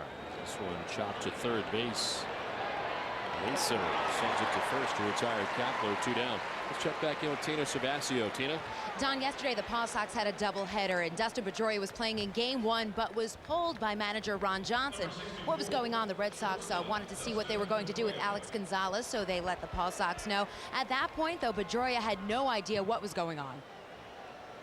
I mean, I didn't really know. I've only been in pro ball, 3 years, so I mean, Adam Stern was there making fun of me, telling me I got traded and stuff like that. So, I didn't know what to think. I was just excited, when I found out. And, I'll do anything I can to help these guys win. Well, it's got to be a pretty incredible feeling when you get the chance to come to the big leagues for the first time. He is a guy that has not been in professional baseball for all that long. He's just turning 23 years of age and very quickly in the majors, of course, out of ASU. And Jerry, I know you went to the big leagues out of spring training, but still to get the news you're headed to the show has got to be pretty special. Yeah, it is, and it happened to me with about maybe a week left in spring training. As Pedroia picks up his first major league base hit. So get that souvenir. That's twice he's hit the ball hard tonight off Saunders.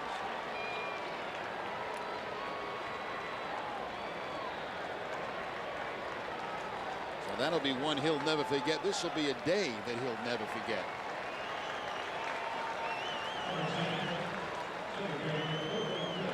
Under lock and key, somebody will do the writing on that. So there are some guys that have some pretty nice writing, and they'll put on that first major league hit off Saunders, and they'll put the date on there, and that'll be a souvenir that he'll have the rest of his life. So Pedroia at first base with 2 down. Yeah, I got the word with I'd say about a week left in spring training. I wasn't sure that I was going to make the club, and then finally I was told by Dick Williams that you have made the team and you're going to be the starting second baseman. It's quite a feeling. I mean, it's, all of a sudden, wow, you're a major leaguer.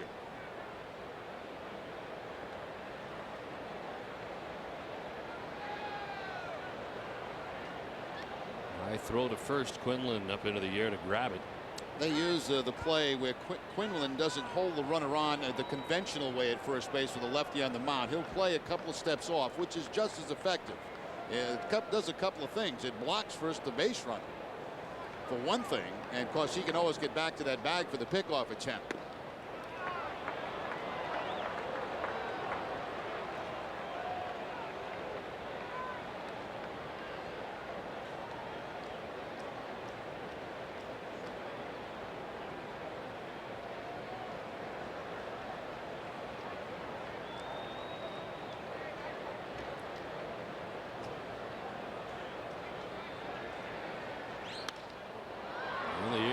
Field, Vlad Guerrero back a few steps. Make the catch. It ends the inning. Red Sox leave another base runner. They've stranded 5. 3.5 done. Tied at 2.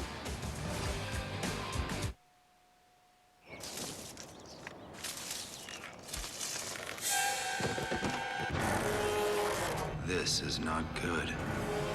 What if I get hurt and can't work?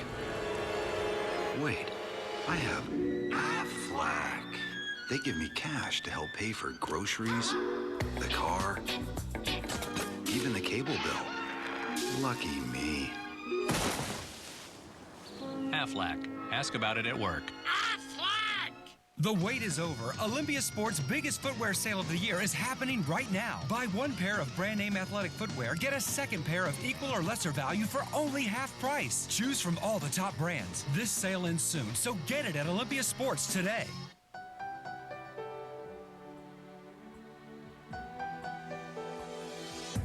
With premium features like available Sirius satellite radio, in-dash navigation, comfortable seating for 6, and a 5-star government frontal crash test rating, why fly when you can drive first class?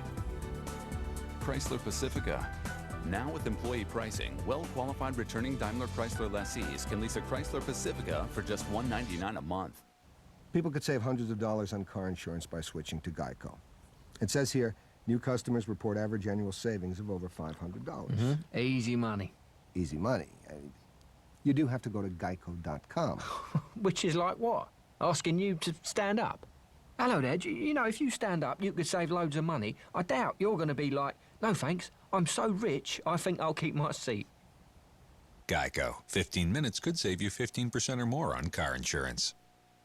Loretta hits it in the air to left. Michaels back at the wall. It's off the wall, and the Red Sox will walk off with another win. One nation, one network. Tomorrow night, it's Sox Angels at 9 on NESN. Last half of the 4th inning, tied 2-2. The bottom third of the Angels' order expected. Adam Kennedy leading it off. Kennedy grounded out to second base. His first time up back in the 2nd inning.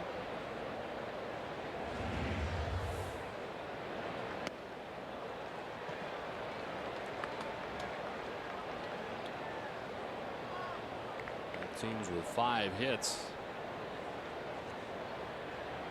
Snyder giving up the home run to Juan Rivera in the 2nd inning.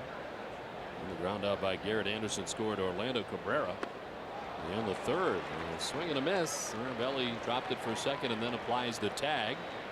It's the 3rd strikeout for Kyle Snyder. And you see Kennedy shaking his head over his last 11 now, and again not even close to making contact on those curveballs from Kyle Snyder.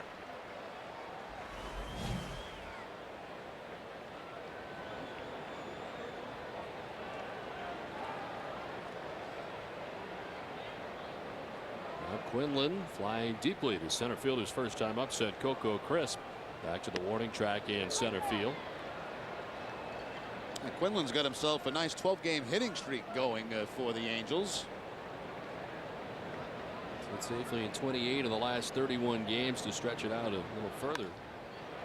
As he lines it over the outstretched glove of Loretta and into right center.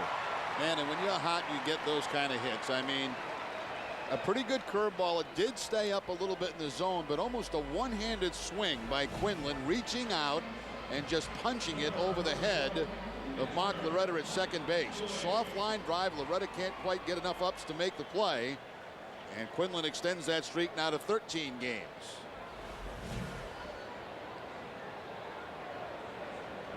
A 1-out 1-on for Mike Napoli, who singled into center field his first time up.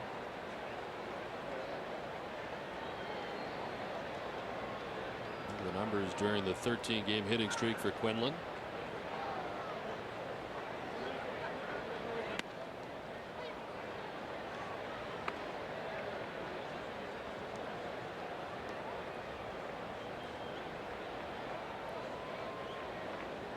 Singling to center, first time up now. 6 hits for the Angels with Quinlan at first and 1 down.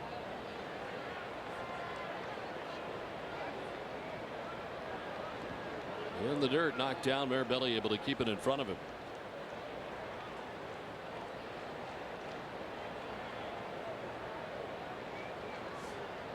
Napoli tied for the AL rookie lead with 13 home runs. His major league debut back on May 4th at Detroit, and hit a home run in his first career at bat. In the dirt again outside, and it's 2-1. Well, for many years it was Benji Molina and his brother Jose Molina doing the catching here in Anaheim. Of course, now Napoli getting a lot of time with Jose Molina still on the roster as a catcher, and a very good defensive catcher with a great throwing arm.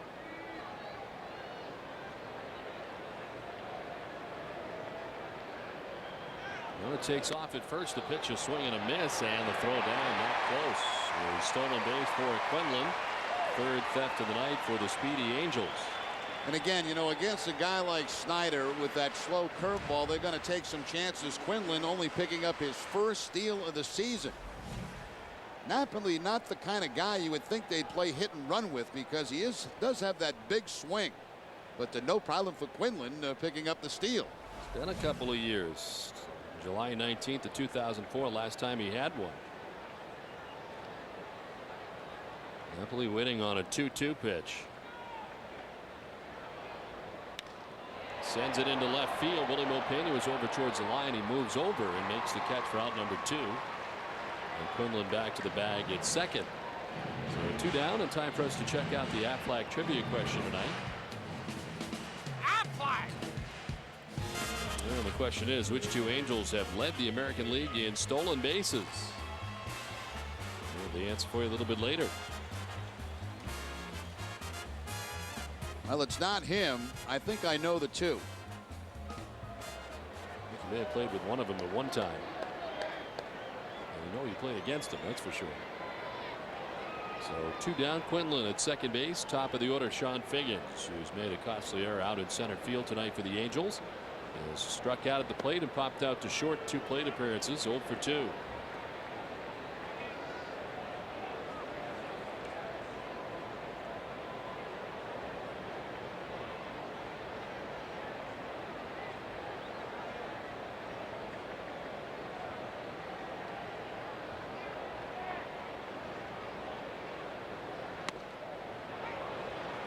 Oh, 62 thefts last year for him, Sean Figgins.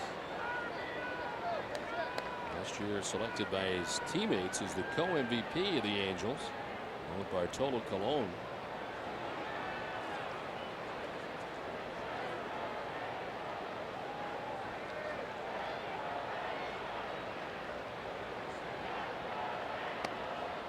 It's the 1-1 for strike 2, and it's 1-2. Figgins disagrees. He backs out, shaking his head.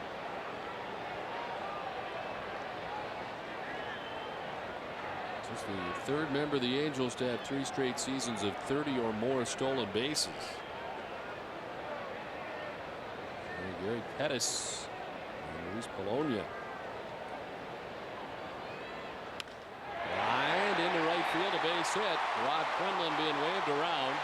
No throw to the plate, and the Angels take a 3-2 lead. Figgins atoning for the error and driving in the go-ahead run.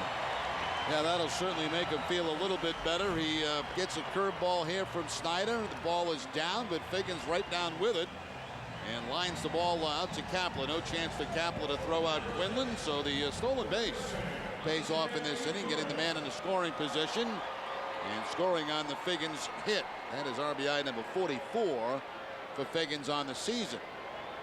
And, of course, an immediate threat to run with the 46 on the season.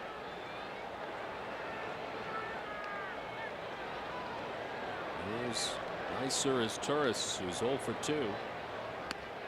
You're his tourist here. You almost have to take 2 strikes to give Figgins a chance to go, you know, because you want him stealing here. If he's thrown out, his tourist is leading off in front of Cabrera next inning.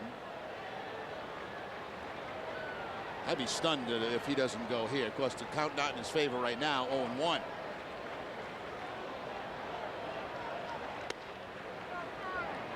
On a strike now to his Turris.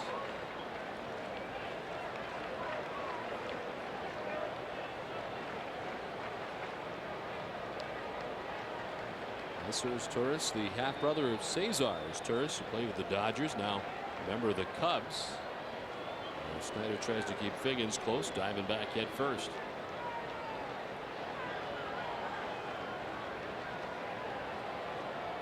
Look at the stolen base leaders, 46 for Figgins. Crawford with 43. In second place in behind Figgins, who gains the lead again and was leading and just does get back.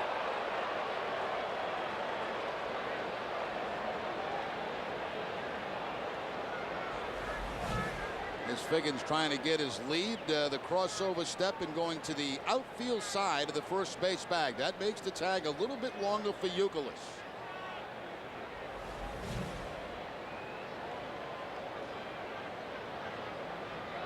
Another check. That was close this time. Now, if you're the hitter, you want to step out of the batter's box and give Figgins a little bit of a blow over there at first base. A couple of times he's had to dive back on pretty close plays.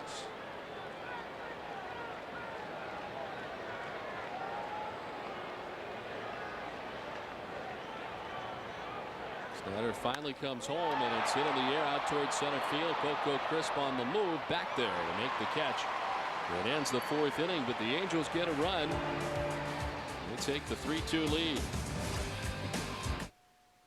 Now through Monday, Stevens Volume Toyota Superstore. Save hundreds, thousands, sale or lease. Every Toyota model guaranteed. Try the all-new 07 Camry, just $149 per month. Stevens Volume Toyota Superstore, Route 6 Bristol. Online, StevensToyota.com. Pizza. For here to go? Delivery. Delivery. Yeah, delivery. Louis.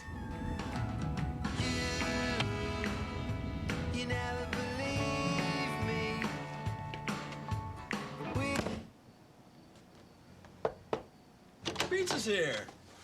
Hey. They got a little captain in them because they always designated driver. Drink responsibly.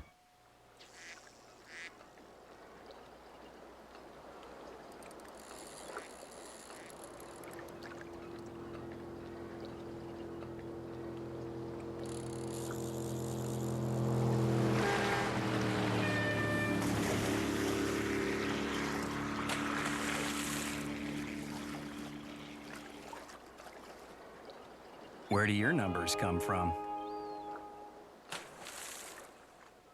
You'll either love it or hate it. I sell it by the truckload for $9.99. But who wants furniture now? To compel you to buy now during the summer dog days, I say to the factory, roll back your price. They resist, but they're dying for the business. Again, roll back your price. But they reserve the right to end it with 1 week's notice. So take advantage of this factory while they really need the business and scoop up this set for only $8.88 before the factory says no more. Now through Monday, Stevens Volume Toyota Superstore. Volume price sale or lease. Every Toyota model save big money guaranteed. An all-wheel drive RAV4, $179 per month. Camry, just $149 per month. Stevens Volume Toyota Superstore, Route 6 Bristol. Online, StevensToyota.com.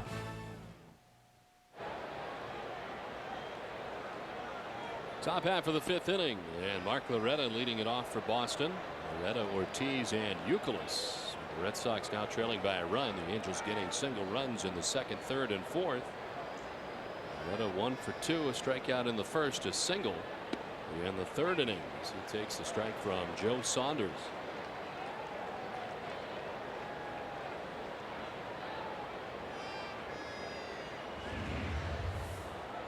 Loretta hitting up over 300 against lefties at .301.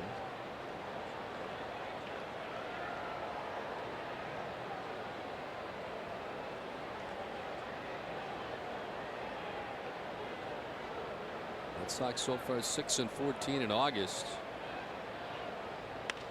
This is on the ground, picked at third base by his Turris, settles himself and fires to first. And Loretta's out number 1 of the 5th. Once again, Loretta hitting the ball hard, pulling it again for the second time tonight, but it's Turris who's done it also a nice job for this ball club. Going to his left, and then the ball was hit so hard he had plenty of time to square up with first base. Almost does throw it high, but Quinlan able to make the play. So 1 down for Big Papi. He has been contained tonight by Joe Saunders, grounding out to second base in the first and into a fielder's choice in the third. Our key matchup is brought to you by Acura. Well, for David Ortiz on the road this season, 27 home runs. Over 44 have come away from Fenway. 289 average away from Fenway Park. Next home run will set a Red Sox record for road home runs. Won't get one this time as he flies to left for out number 2.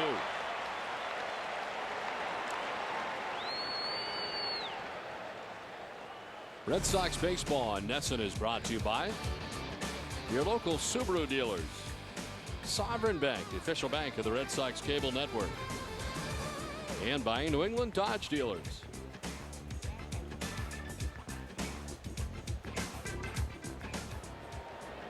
Two down for Kevin Youkilis.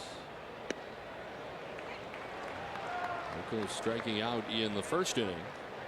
Walked and scored in the third.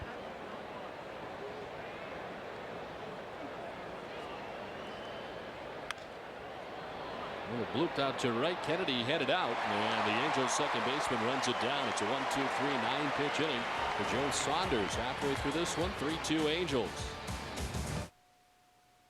Drop everything. Toyota's nationwide clearance event is here. While you're there, don't miss the stylish Camry and see why Toyota is the #1 brand in passenger car sales in America. And don't miss the #1 selling minivan in New England, Sienna, available with all-wheel drive.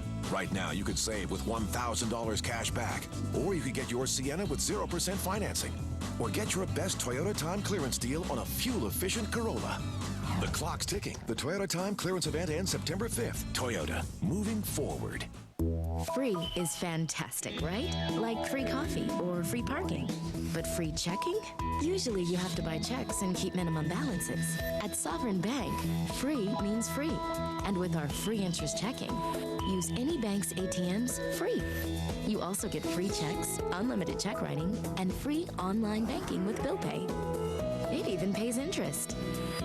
So you won't just save money, you'll make it. Drop everything. Toyota's nationwide clearance event is on now. Check out the roomy Tundra Double Cab. And it's a great time to buy the unstoppable Tundra. And now you can take home Tundra for just $229 a month. Or get 3.9% APR financing on Tacoma for 60 months with an estimated 27 miles per gallon. Tacoma is just one of Toyota's many fuel-efficient vehicles. The clock's ticking. Catch the Toyota Time nationwide clearance event today. Toyota, moving forward. We're America's largest refiner, and some of the vehicles we fuel don't travel on roads. For those that do, we make some of the cleanest gasoline on the planet, and every drop is performance guaranteed. And our employees contribute over 200,000 hours a year in our communities. We know you probably don't think about these things when you think of Valero. That's okay, just as long as when you do think of us, you think of this. Valero, the energy to take you anywhere. Back in Anaheim, which two Angels, as we check out the Aflac Trivia question and answer, which two Angels have led the American League in stolen bases? Mickey Rivers and the gentleman in your picture, Sean Figgins. Rivers stole 70 bases back in 1975. Sean Figgins stole 62 bases last season. Didn't you arrive here in 1975? 1975, Mickey Rivers, my teammate, and I got to witness those 70 steals from Rivers, and one of the fastest guys I've ever seen in the game of baseball. Could never get a sign. He never got a sign. They had to point to at second base, and they wanted him to run. Had trouble following the signs, or he just never got a sign in his life, and he'd always look for one. but he couldn't figure him out. So they just point towards second base, and there you go. Orlando Cabrera's 2 for 2 tonight, a double and a single. Lifts it out to deep left field. Pena headed back, gets spun around, still going as he backpedals to the track for the first out here in the bottom of the 5th. Little screwing around over at first base last inning as Cabrera pulling out the glove of Kevin Youkilis, and then later on will pull the pants pocket out. And Cabrera, one of the most active guys you'll ever see on the field. Plus, we were blessed to watch that for the second half of the championship season. Guerrero after the first pitch, deep third. Lowell sets himself, the long throw gets there in time, and there's 2 down. Brian Corey just recently rejoined the Red Sox, his second stint in the Red Sox uniform, and he's up in the pen.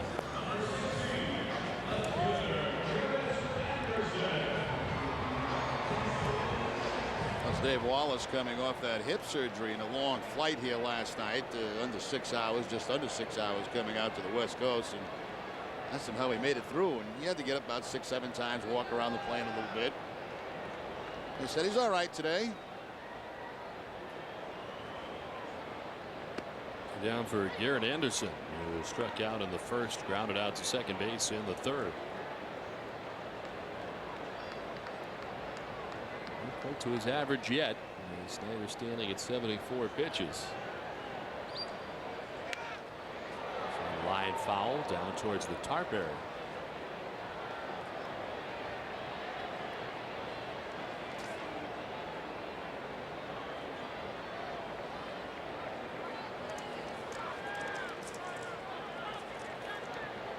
High for Snyder. That was in his last start at Oakland in 6 innings.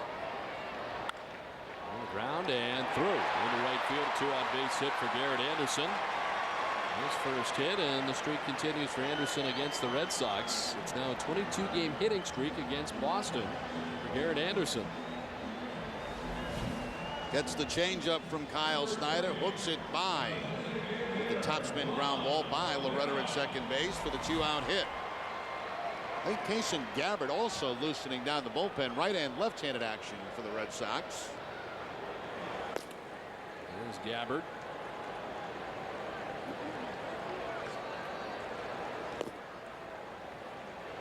So 2 outs in the inning. Anderson at first base. Juan Rivera. His 21st home run of the season back in the second. Fly to left in the third. He's 1 for 2.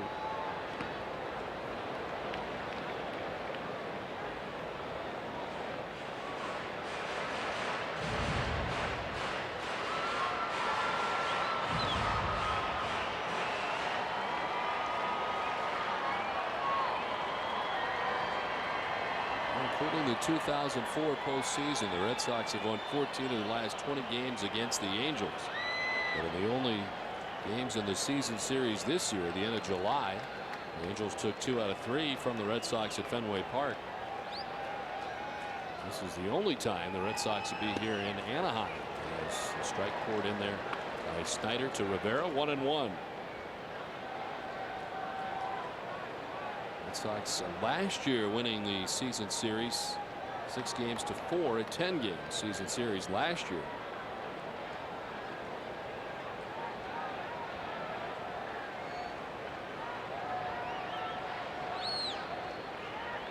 Breaking ball, rip foul.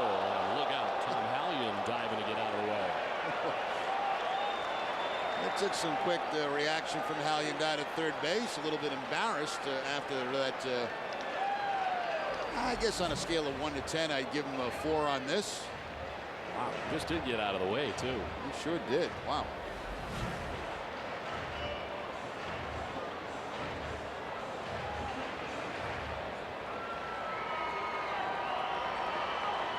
So 1-2 to Juan Rivera. Garrett Anderson at first base, 2 down in the inning. The Angels, who did not score in the first, have scored in every inning since, the second, third, and fourth. And have a base runner here in the 5th.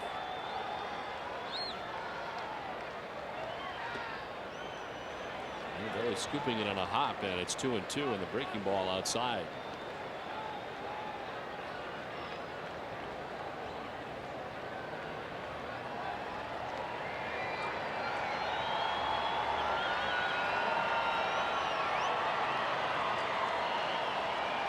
Red Sox trying to stop a 5-game losing streak heading into tonight's action. The 2-1 lead after 3 innings. Trail 3-2. The 2-2 pitch to Rivera. In the dirt, it's a full count. See Gabbard loosening in the bullpen, and one thing Francona said, he didn't want him to come in the middle of an inning. He would like him to start an inning. So, maybe loosening now for the start of the 6th inning. We're hoping to get to between 75 and 80 from Snyder, and he's up over 80 now at 81.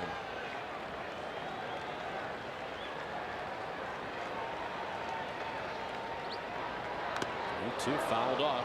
Gets a piece of the mask of Doug Marabelli, cranked to the backstop.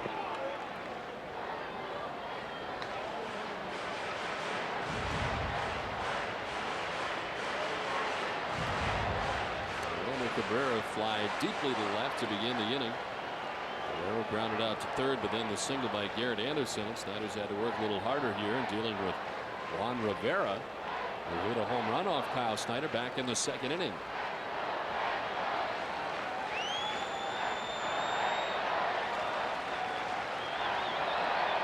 Now the 3-2 pitch.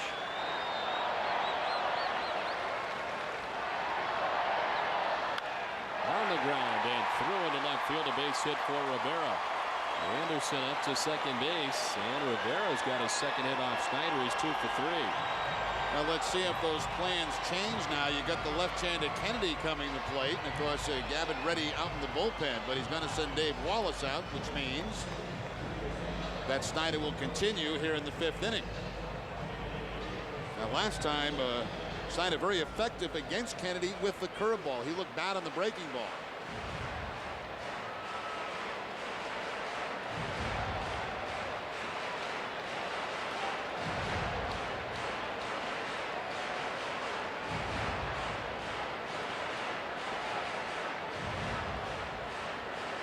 And 2 quick outs for Snyder to begin the inning, but back-to-back base hits.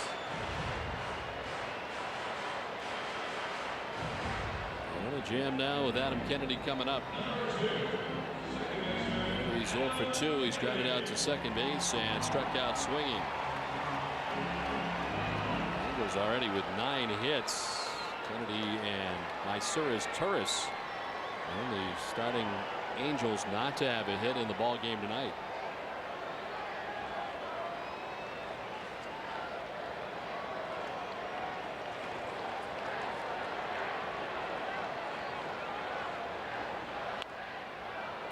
Foul outside of first base. They appear to be very comfortable at any point tonight against Kyle Snyder.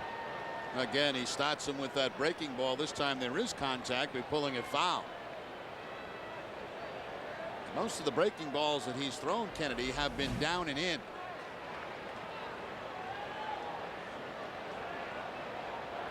Kennedy has that big uppercut swing.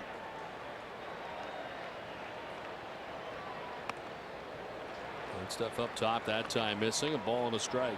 That may just have been a show me fastball from Snyder. Kennedy's hitting at just .228 at home. Batting average of .286 away here from Angel Stadium. Batting with Anderson at second, Rivera at first, 2 down here in the 5th. Back to the breaking ball, and it's grounded towards second. Loretta's got it, fires to first for the out. And Snyder able to get out of the jam as he gets Kennedy again on a breaking ball. We played 5. It's 3-2 Angels.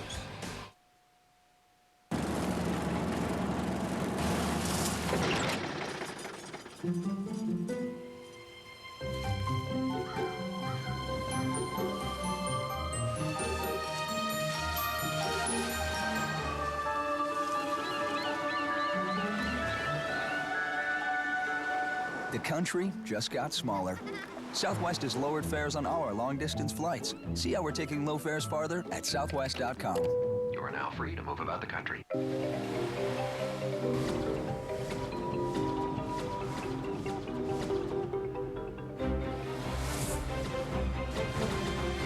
The all-new turbocharged Acura RDX.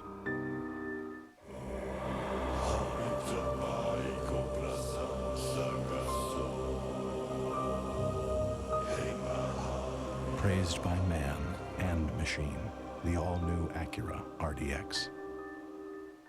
When you're on the go, you need the convenience, quality, and pricing you'll always find at Extramart. Extramart is proud to be your headquarters for the 146th Annual Woodstock Fair in Woodstock, Connecticut. This Labor Day weekend, September 1st through 4th. The Woodstock Fair features over 48 acres of rides and exhibits, great food, and top-notch entertainment, including Joan Jett and the Blackhearts, America, the Boys of Summer, Herman's Hermits, and Blood, Sweat, and Tears. Save $10 or more by getting your advanced admission and ride tickets at participating Extramart stores. Tickets are going fast, so get yours today.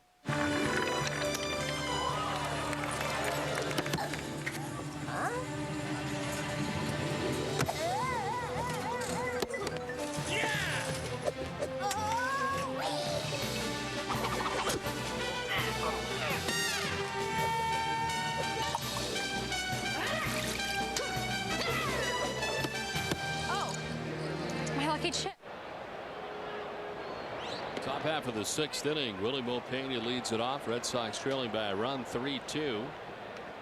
And Joe Saunders just throwing his 82nd pitch of the night.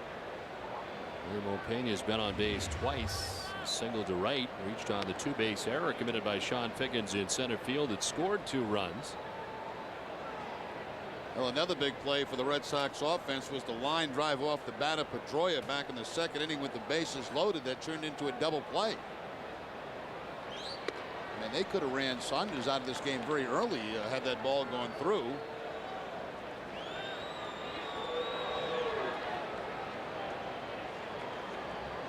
Longest outing, 7 innings. He's done that 3 times in an Angels uniform. There's a ground ball right side through into right field, and Willie Mopena is on base for the 3rd time tonight. Get the Sunday Globe's award-winning sports coverage every week. Call 1-800-984-5335 today for 50% off home delivery. The Boston Sunday Globe. Start the week off right. Kyle Snyder giving the Red Sox 85 pitches. They're hoping 75 to 80. And 5 innings, giving up 3 runs on the hook at the moment. Walk and 3 Ks. Walk was intentional. Vladimir Guerrero back in the 1st inning. And to get out of trouble again, he goes back to that breaking ball to Kennedy. So a steady diet of curveballs to Adam Kennedy that had resulted in a couple of outs for Snyder, and thus ending the 5th inning with a couple of men on base. I mentioned that fastball prior to that pitch. That was just to kind of waste one and give Kennedy something other to look at. And then right back to his out pitch, the curveball, to get the final out.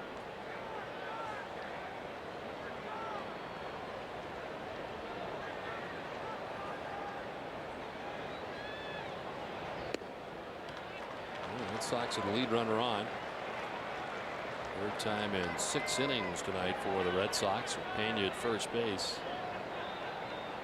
Oh, the single in the 2nd, flied out to right field in the 3rd inning. 1 for 2 so far tonight.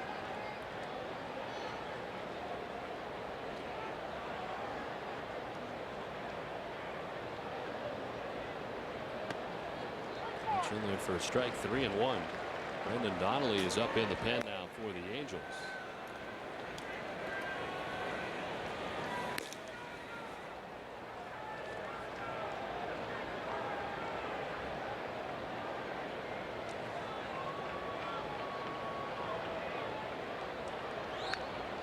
Selling a foul to the backstop, and it's a full count now. Saunders has walked 2 in the game and struck out 4. 90 pitches. His average is 96, the high 104. And he has hit the 104 mark twice on the season. Both times winning those games. Once against Oakland, once against Texas.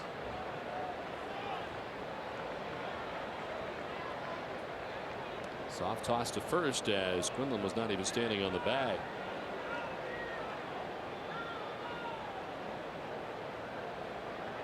Now 3-2 count, thinking Pena may be running here on the 3-2 count. A little courtesy throw to first base. Pena is running, and they may have him picked off. Throw to second, and Pena is out. Not trying to steal. Well, he gave him a lousy move the first time, and then he gave him his good move the second time, but no excuse for that. You can't be picked off on a 3-2 count. And those are the kind of small things that don't help you win baseball games. Quinlan comes in to meet the throw, clears himself of Pena, and Cabrera applies the tag. So the caught stealing, one down here in the sixth. Base is empty now as Lowell lines it, caught by Quinlan. Had to elevate, but brings it in on the backhand for out number 2. Now a couple of line drives tonight caught off the bat of Red Sox hitters. Pedroia with the bases loaded. Lowell with a line drive that Quinlan takes a base hit away.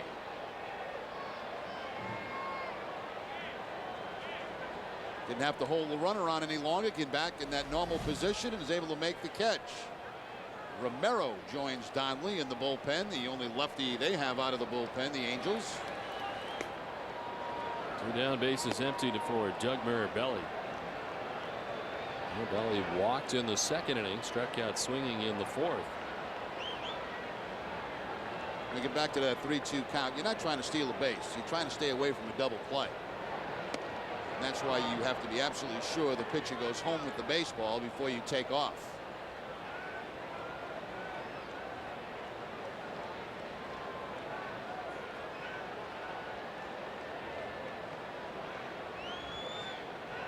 It works out to be the first out of the inning. The Red Sox have the lead runner on. Mirabelli fouling it back below us. And likely near press row underneath us. Sounded like it broke some glass, didn't it? Sounded like it broke something.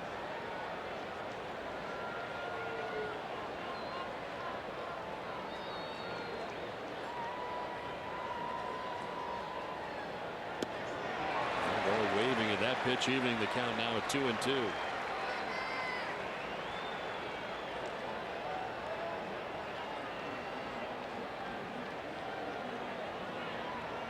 Yankees have taken a 5-3 lead tonight over Seattle. Alex Rodriguez with a 2-run home run.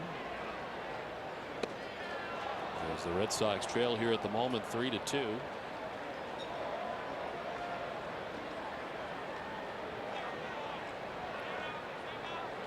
Kepler waits on deck, 2 down in the inning. Mirabelli shoots one foul off to the right, back into the seats.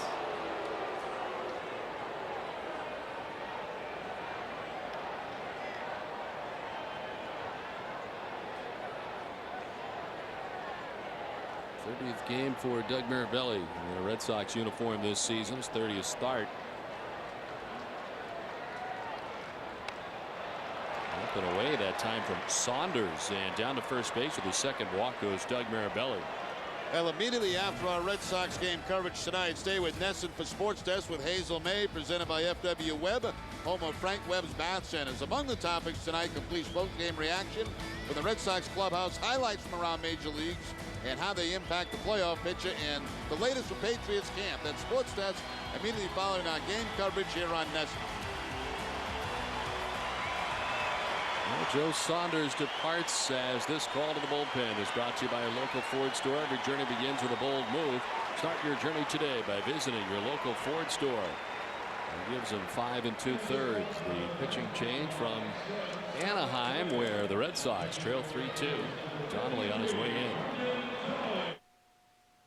I've really got a great job. I get to cover the Red Sox all year long. I mean, this is my office. It is good, and the Red Sox win! Nez has got a great team to cover the Sox. We go over all the matchups, all the stats. We recap last night's game. Our job is to get you ready by the time the Sox are ready to play. And it's not just about baseball. Anyone might drop by the show on a given night. There's a lot of information that goes into a baseball game. We sort through it all and break it down for you so you can sit back and enjoy the game. Nesson, come watch the game with us. The Boston Globe Sports Plus. I love to tackle the tough topic. You're in dreamland with that one. And so do the Boston Globe sports writers. No more, no less. Is this team good enough to get into October? Those are big, big numbers. Yakety yak, yak, yak. The Boston Globe Sports Plus combines New England Sports Page with New England Sports Network. The hottest topic. Is he all finished? But the cost was outrageous. It is the Boston Globe Sports Plus. Wednesday and Friday nights on Nesson. Well, tomorrow night before the Sox game, join Nesson for a pair of classics. First up at 6, catch the Bruins Classic from November of '98, a contest with the Caps that ended with 254 penalty minutes, 12 ejections, and 2 goalies dropping their gloves. Then at 7, revisit a Red Sox Classic capped off with a Dewey Evans game-winning homer. It's a night full of classics from the vault, starting at 6, and it's only on Nesson.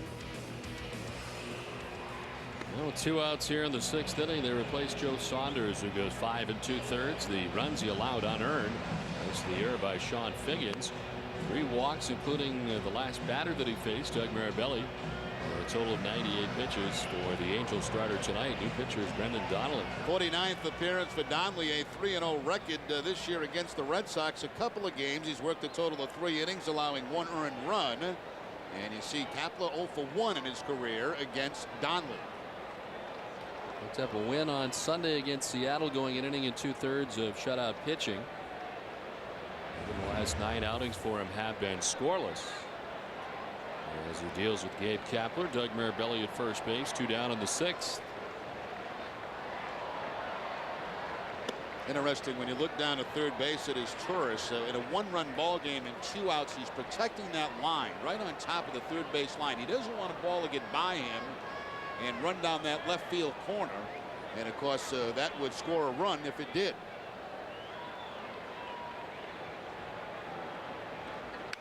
Kapler sends it into left field. A base hit up to second base goes Mirabelli, really because he was guarding the line, couldn't get to that one.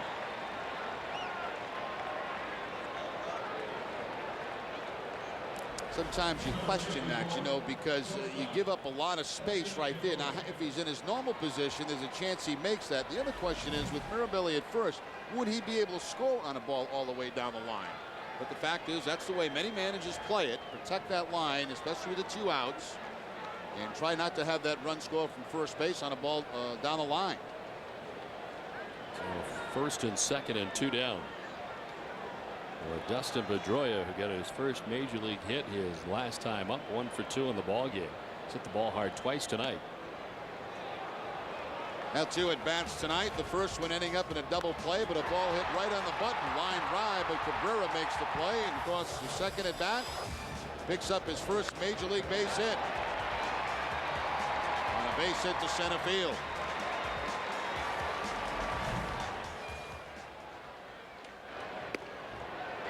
Strike board in there by Donnelly. He was getting an earful before the game from both Jamal O'Hale and Bill Hasselman. Of course, a couple of Red Sox coaches trying to get him acclimated to a number of things, and I'm sure Sign's part of that. Jamal O'Hale, the third base coach.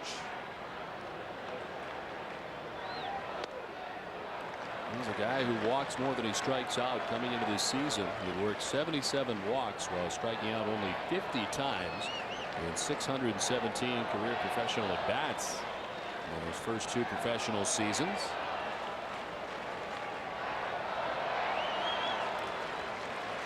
.48 walks this season, 27 strikeouts for the Paw Sox. So still walking more than striking out.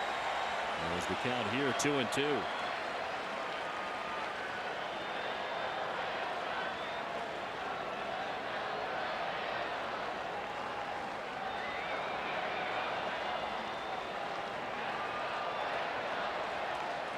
Mirabelli at second, Kapler at first, 2 down here in the top half of the 6th inning. Royal carves it foul off to the right and hangs it 2-2. He's had a pretty easy night defensively at shortstop. I believe the only play he's had is a pop-up to shortstop. That's correct. Yeah, Sean Figgins popping out to him in the 2nd inning. A pretty late night from a defensive standpoint. 80 games over at shortstop for the Paw Sox this season, spending time also at second base.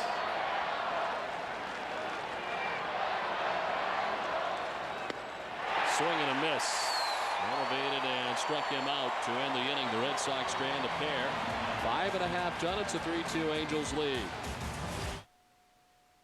The wait is over. Olympia Sports' biggest footwear sale of the year is happening right now. Buy one pair of brand name athletic footwear, get a second pair of equal or lesser value for only half price. Choose from all the top brands. This sale ends soon, so get it at Olympia Sports today. Dear Dr. Z, are Dodge trucks more than just Hemis? The new Dodge Ram has a new frame for improved ride and handling. And Dodge Durango has an electronic stability program, a technology we invented. What would you expect from the world's largest producer of commercial vehicles? Kirk! You forgot Hemi with fuel-saving MDS. Sorry. Actors.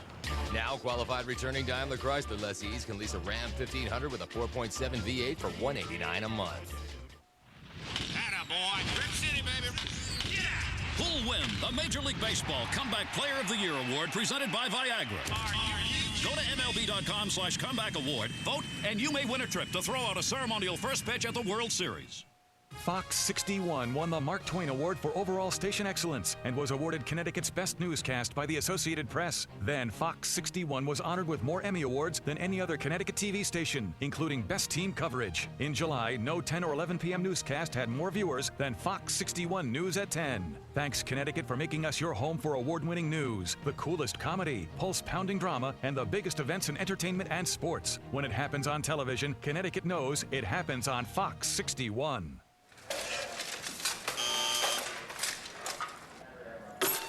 Sir, you'll have to remove the armor. I can't. It's metal. This is a metal detector, sir.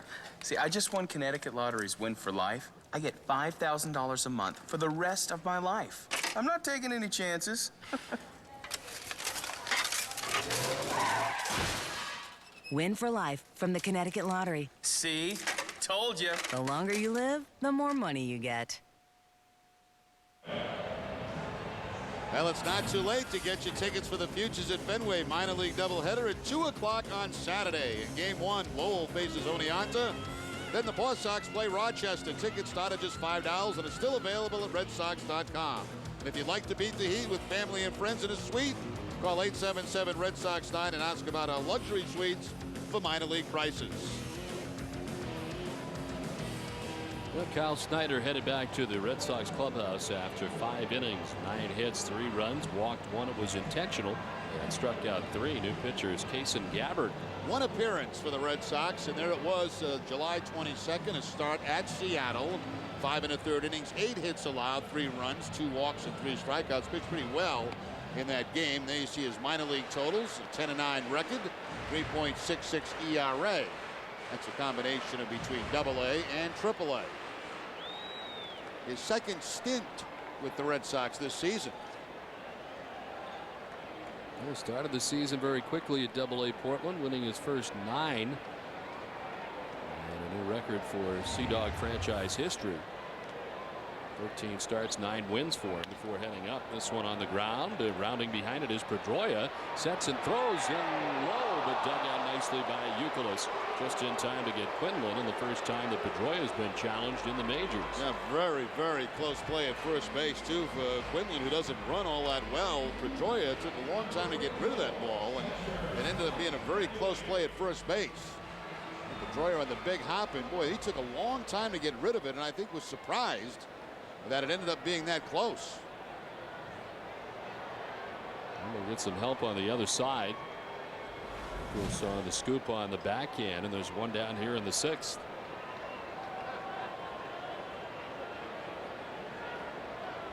Here's Mike Napoli, number 9 hitter and catcher for the Angels. Not a bad job by Snyder tonight in this ball game, giving them 5 innings.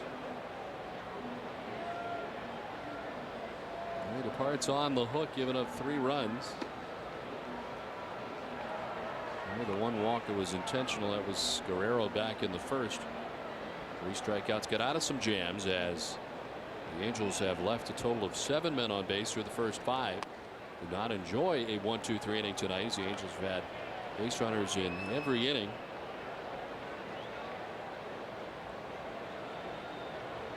Kason Gabbard working the 6th. Falling behind 3-1. Gabbard, 24 years old, and the 29th round pick by the Red Sox in 2000. He's picked out of high school, Royal Beach high school in Florida. To third and picked in the air by Mike Lowell for out number 2.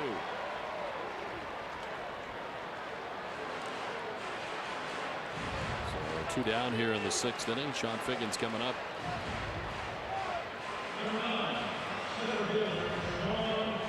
Now the 3rd member of Boston's 2000 draft class to reach the big leagues. Joining Manny Del Carmen, a 2nd-round pick, and Freddie Sanchez, an 11th-round pick. Freddie, of course, doing his business now as a member of the Pittsburgh Pirates. And doing it well. Swing and a miss for Sean Figgins. Freddie Sanchez is leading the National League in batting average at .349.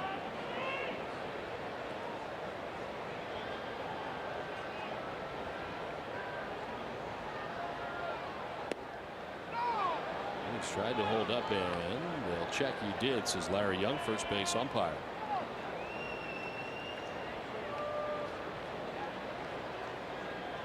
Begins with a single to right to drive in a run his last time up, the go-ahead run for the Angels.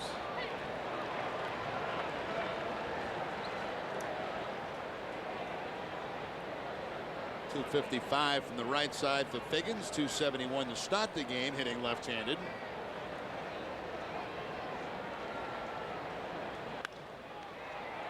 Ball to short right. Kapler was shallow, and he's there to make the catch. 1, 2, 3 go the Angels on 10 pitches. In the 6th, 3 played 6. 3-2 Angels. When the game starts, what am I doing? I'm watching the game, just like you. When it's over, I'm talking about the game with my friends, just like everyone else. I guess the only difference is my friends happen to be Red Sox greats. I mean, these guys know the game. We're the only ones who take you in the locker room. We've got the interviews right away. We've got the reaction from the players and analysis from the best. You know, you're watching the game, wondering what it's like to strike a guy out in the 9th or hit a key home run. These guys know exactly what that's like. It's pretty cool. Nesson, come watch the game with us. I've really got a great job. I get to cover the Red Sox all year long. I mean, this is my office. It is good, and the Red Sox win! Nez has got a great team to cover the Sox. We go over all the matchups, all the stats. We recap last night's game. Our job is to get you ready by the time the Sox are ready to play. And it's not just about baseball. Anyone might drop by the show on a given night. There's a lot of information that goes into a baseball game. We sort through it all and break it down for you so you can sit back and enjoy the game. Nesson, come watch the game with us. Loretta hits it in the air to left. Michaels back at the wall. It's off the wall, and the Red Sox will walk off with another win. One nation, one network. Tomorrow night, it's Sox Angels at 9 on Nesson. There's too much anger and violence in our city. You got to stop looking down on people. Find a role model, someone to look up to. You got to find in your family, your school, and your community.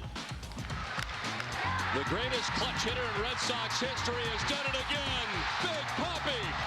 It's easy to look up to this guy. So listen to your man. And listen to Big Papi. Found a role model. And help keep the peace.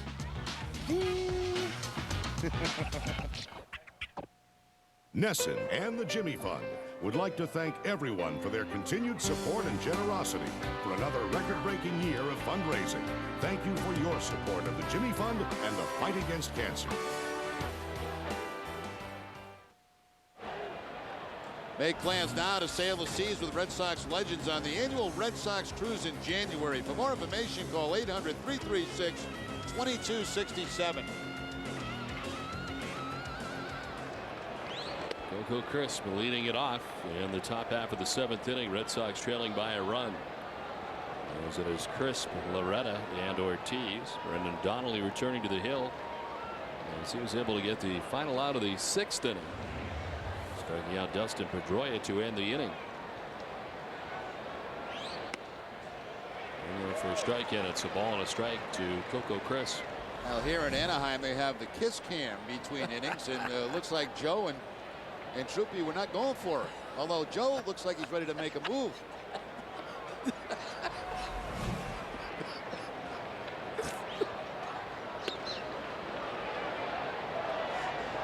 Troopy just stared him down, you know.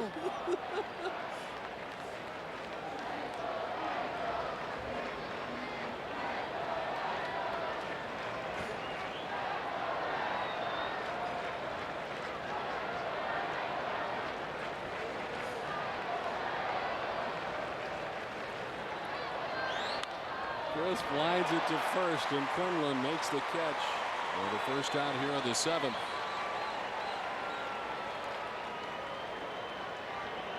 Now Chris with a good start to the game to double a lead off. Could not score back in the first inning. 0 for 3 since that time, although hitting that ball well, but right at Quinlan.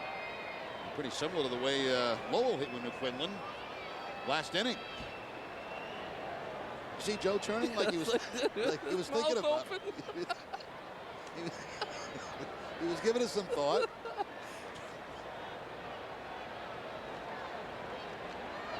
One down for Mark Loretta.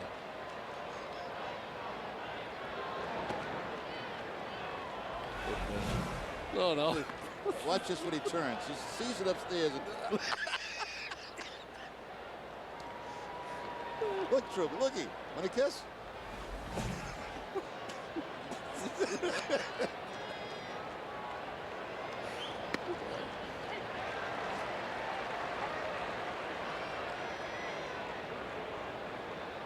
Loretta struck out in the first.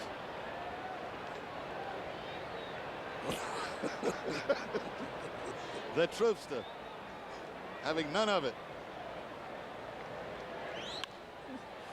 One hop to second baseman Adam Kennedy. Throws out Loretta, and there's 2 down.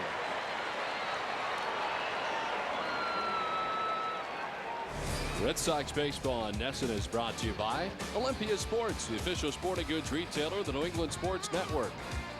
Citgo. And by Hyundai.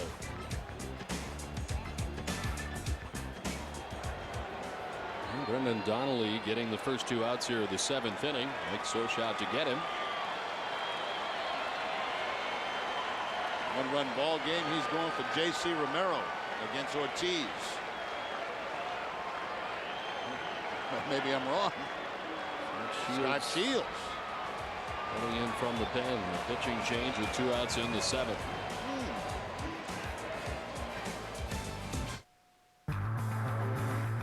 There's your answer as Terry Francona starts to the mound. And looks like Francona, with the 2 outs in the inning, is going to go to Papelbon. And on for the Red Sox, the closer, Jonathan Papelbon. A save situation with the tying run on deck. You live and die with the guy that has carried you this far in the first half of the season. Hey, struck him out. Papelbon strikes out the side in the ninth. Hey, struck him out. The Red Sox win. There's too much anger and violence in our city. You got to stop looking down on people. Find a role model, someone to look up to. You got to find in your family, your school, and your community. The greatest clutch hitter in Red Sox history has done it again. Big Papi. It's easy to look up to this guy. So listen to your man. And listen to Big Papi. Found a role model. And help keep the peace.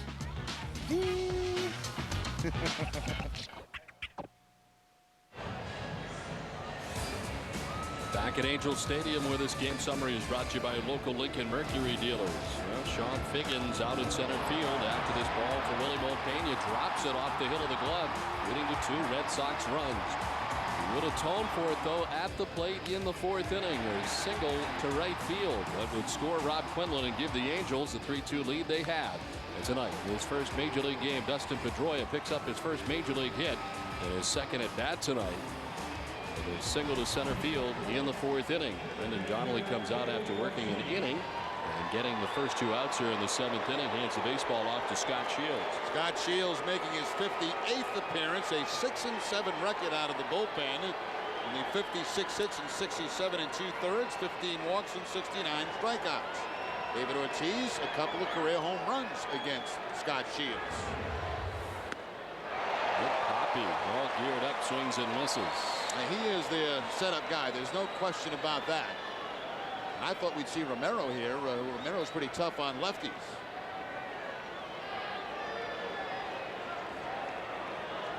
Able to contain Ortiz tonight. 0 for 3 in the game. The breaking ball misses, and it's a ball and a strike. And Papi reached, but on a fielder's choice in the 3rd, came around to score the Red Sox first run.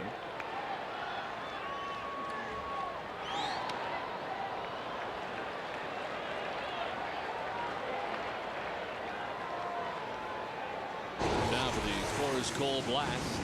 Big Papi and Scott Shields have a pass July 29th. David Ortiz able to take him deep to center field.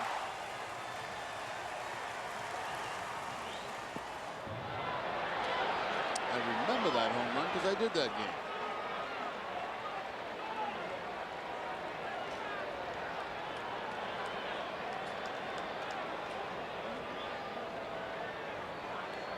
Here's a look at these splits against Shields. 3 for 10 with 2 homers. Romero, he's 1 for 4 against without a home run, the left-hander. Breaking ball, and it's ball 4. He'll head on down to first base.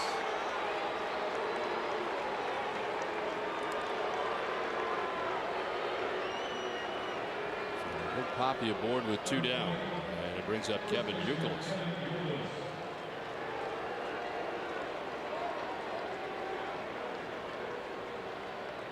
Youkilis struck out in the first. He walked and scored in the third, and popped out to second base in the 5th inning.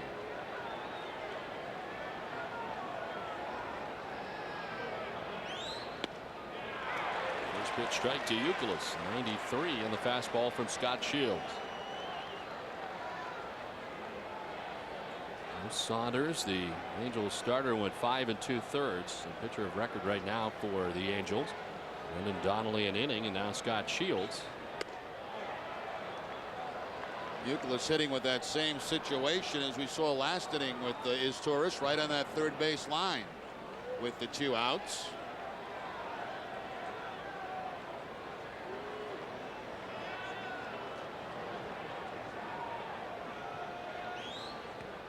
Bounces it in, and it's 2-1. A few of those snap off early, and this one hurts Napoli. It looked like it bounced and caught him up under the mask around the throat area. Let's see. Yeah, got inside the mask on the jaw.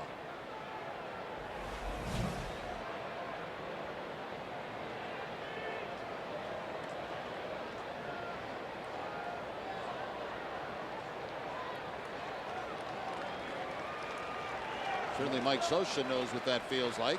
A longtime catcher with the Dodgers. Has a little compassion for his starting catcher.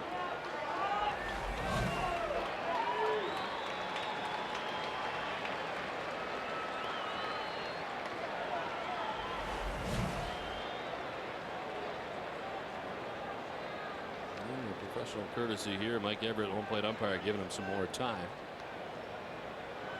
And he's good to go.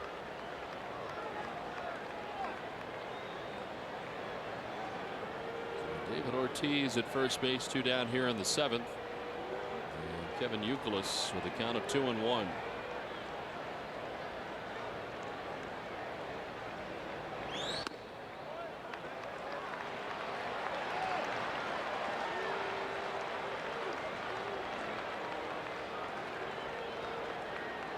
Brought on here with 2 outs in the inning. He's walked Ortiz and now behind Youkilis. Ramirez standing around the bat rack.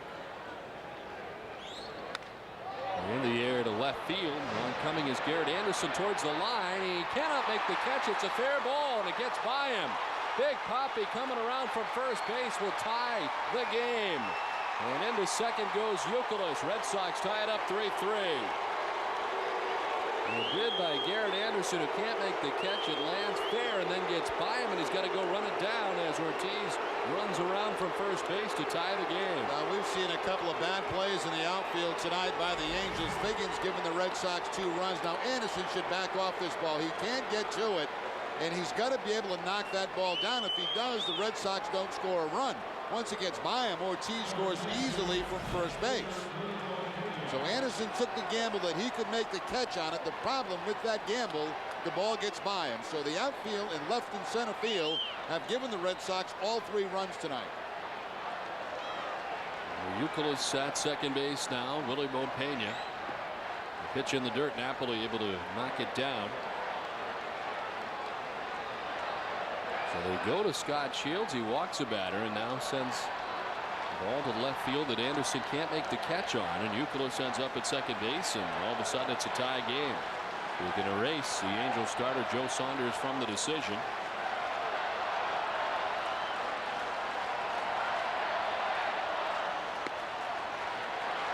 1-1 now to Pena.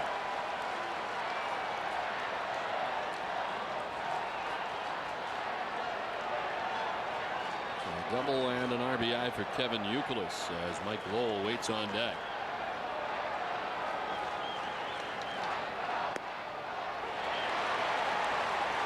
Sounds getting a runner here that was at first base.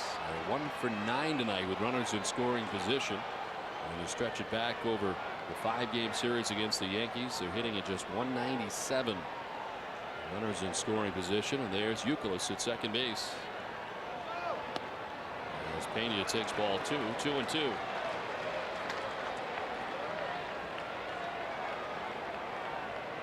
Fourth blown save for Shields. He's not the closer, but relinquishes the lead here in the 7th. It's now a tie game.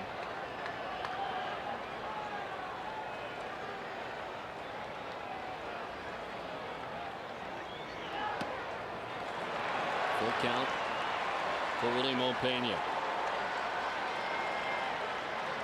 Shields is third among American League relievers with 67 2/3 innings pitched work.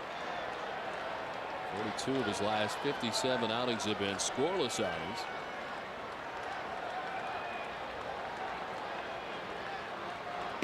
Swing and a miss, and he strikes out Willie Pena. The Red Sox do get a run and tie the game 3-3. 7th inning stretch from Anaheim. A time for a Sports Desk update with Hazel May. Don, thank you. Hi again, everybody. Tonight, immediately following the ball game, Bill Belichick is already a star coach. Now he's a TV star. We'll take a look at his cameo on the hit series Rescue Me. That and more on Sports Desk, presented by FW Webb, distributor of plumbing and heating supplies since 1866. Don and Jerry will return in just a few moments. The wait is over. Olympia Sports' biggest footwear sale of the year is happening right now. Buy 1 pair of brand name athletic footwear, get a 2nd pair of equal or lesser value for only half price. Choose from all the top brands. This sale ends soon, so get it at Olympia Sports today. Swimming, soccer, ballet, oboe, and last but not least, karate! Swimming, soccer, ballet, oboe. And just one more time. Karate! No time to eat? Grab a new Dunkin' Donuts smoothie made with real fruit and yogurt. And drop the kids at swimming, soccer, ballet, oboe, and karate. America runs on Dunkin'. Stop by Dunkin' Donuts today and try a new smoothie in one of 3 delicious flavors. Know the score before the game. Tune in. Olympia Sports presents the Boston Globe pregame report for analysis, player features, commentary, and more. Olympia Sports presents the Boston Globe pregame report 1 hour before game time on NESN. It's Ford's model year clearance. The best time to save big on the longest lasting trucks out there. Right now, get 0% financing or up to $5,000 total rebates on every built Ford Tough F-Series with best-in-class towing and payload. That's 0% or up to $5,000. Plus, get extended powertrain coverage for 5 years or 60,000 miles on all 2006 Ford trucks. Ford's model year clearance. Going on now. Only at your local Ford store. Well, now is the time to sign up for the 2007 Red Sox fantasy camps for adults 30 and over. The week-long camps are a great winter escape in the Florida sun.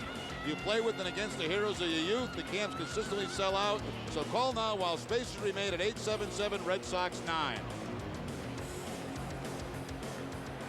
Nice Turris leading it off here for the Angels in the bottom of the 7th inning. A tie game now 3-3. Jason Gabbard back on the mound. He had a 1-2-3 6th inning. And back out there for the 7th in relief of Kyle Snyder. As far as Turris is 0 for 3. He's flown out 3 times in the game. One of 2 Angels not to have hit tonight. Adam Kennedy is also 0 for 3 tonight as the Angels have 9 hits. There's action in the Red Sox pen, and that action is Manny Del Carmen.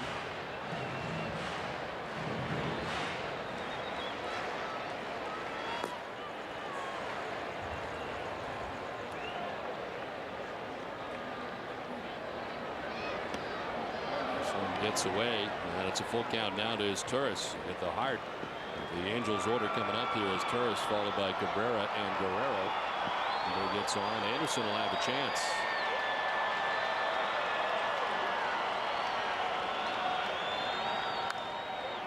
Reaches out, pops it up, foul ground. Euclid set it over towards the Red Sox dugout, but that'll get back into the seats. We saw an appearance here in between innings of the rally monkey on the scoreboard in right. You don't want that. And it started here in Anaheim. The rally monkeys throughout Angel Stadium.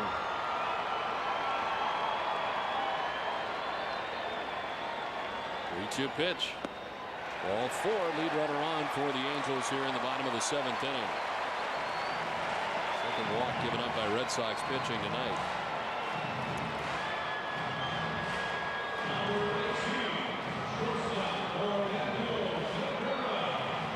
There's Torres aboard, and here comes Orlando Cabrera. Those 2 hits tonight. He's 2 for 3.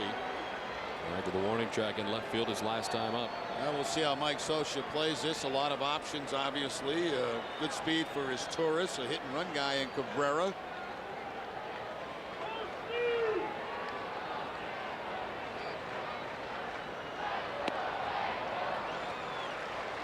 One outside to Cabrera. One thing that we've seen from Scioscia throughout the years, he does not play station to station baseball.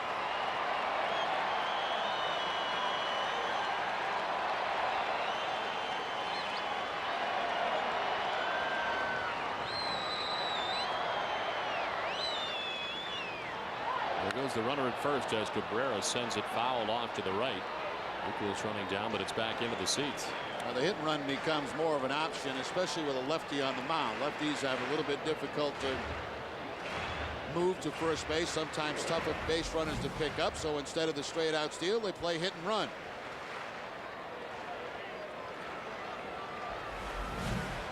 And we've seen Scioscia put that play on back-to-back plays.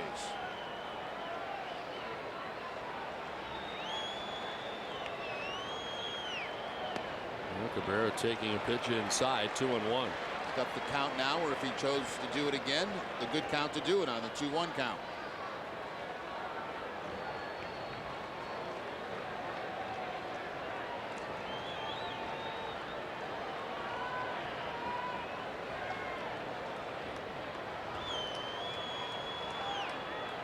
Robert checking on him at first base. And his Torres back to the bag.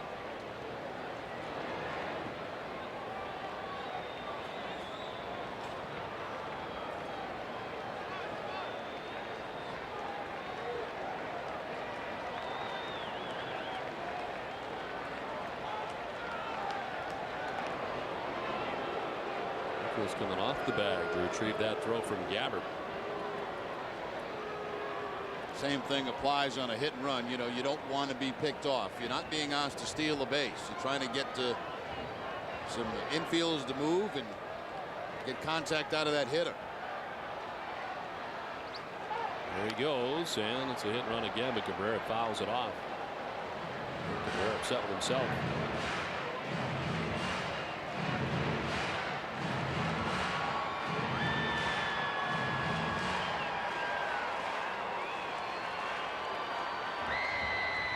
Two balls, 2 strikes to Orlando Cabrera. Torres still at first base, nobody out. And in the last half of the 7th inning in a 3-3 game.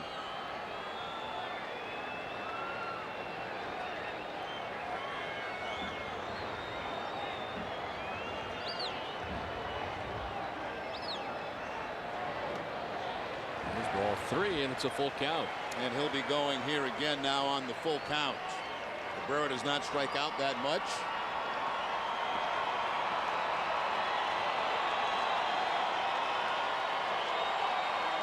Capacity crowd at Angel Stadium fired up as Cabrera's got a full count, 3-2.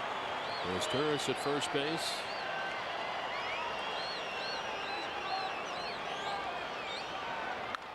And it's grounded to short. Pedroia to second base. Even with the runner leaving, it turns into a double play.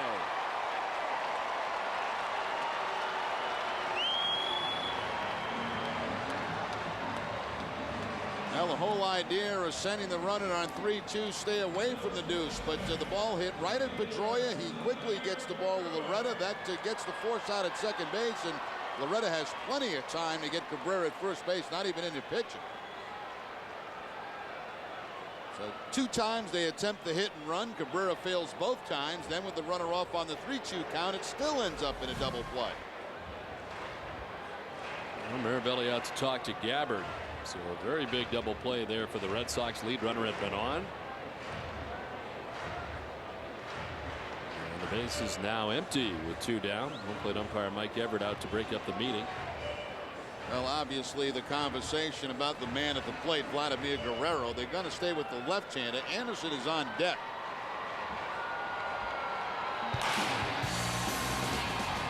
The league leaders are brought to you by Olympia Sports. Highest percentage of swings in the American League. Guerrero 57.4. AJ Pierzynski leading that list, and there is a swing. And Vlad Guerrero.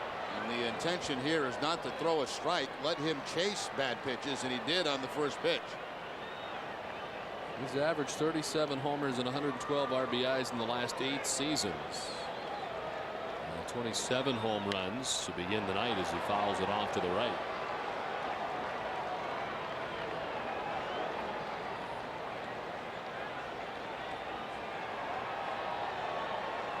Guerrero, Manny Ramirez, Andrew Jones, Carlos Delgado, and Alex Rodriguez are the only players with at least 25 home runs in each of the last 9 seasons. So it skips to the backstop. 7-time All-Star. Now the thing about Guerrero is if you got to make it really bad, because even bad pitches that are not strikes, he can hit out of the ballpark.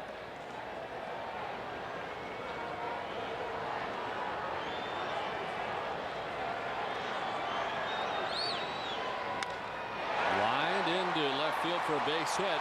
Animo Pena gets it by him to the track on the wall. And to second base goes Vladimir Guerrero. That one shoots the gap, and it's a double with 2 down here in the 7th inning. Now the Red Sox are fortunate it stayed in the ballpark, because that's not what Gabbard wanted to do. He's way ahead in the count. The last thing you want to do is throw it anywhere near the strike zone to Vladimir Guerrero. That ball's right down the middle of the plate, and Guerrero with the 2-out double. Fortunately, the ball was down and not something that he could lift and hit out of the park. So it's scoring position at second base. 2 down for Garrett Anderson. He struck out looking in the first. He grounded out to second base in the 3rd. And singled in the 5th. He's got an RBI tonight. Well, the Red Sox picking up all 3 runs tonight on mistakes in the outfield. First, it was Figgins dropping a fly ball that allowed 2 runs to come home. And then Anderson trying to play this great catch, lets it get by him, and that lets David Ortiz score all the way from first base.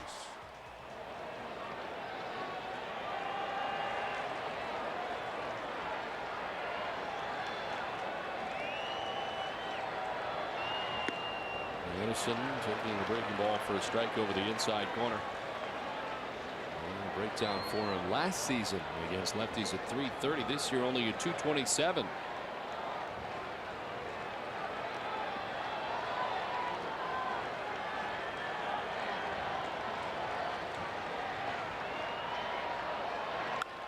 Lined into center field, a base hit. Vladimir Guerrero being waved around. The throw from center field is cut off. And the Angels take a 4-3 lead. I just don't like that pitch selection there. He showed him the exact same pitch 2 pitches in a row. And, you know, if you don't know a guy, like you don't know Gabbard, and you see the curveball first pitch, now you're locked in on it. He sees the exact same pitch in the second one and has the base hit up the middle. Back-to-back curveballs, over-the-top curveballs. You see him taking the first one, inside corner. Here comes the same pitch. This time a little bit more out over the plate, and Anderson with the base hit up the middle for the go-ahead run. So you're trying to pitch around Guerrero. He gets a double.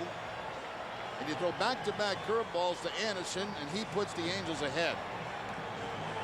So just like that, all this coming with 2 outs, and the Angels now have a 4-3 lead.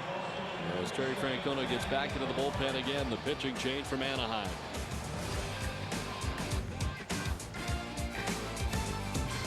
When the game starts, what am I doing? I'm watching the game, just like you.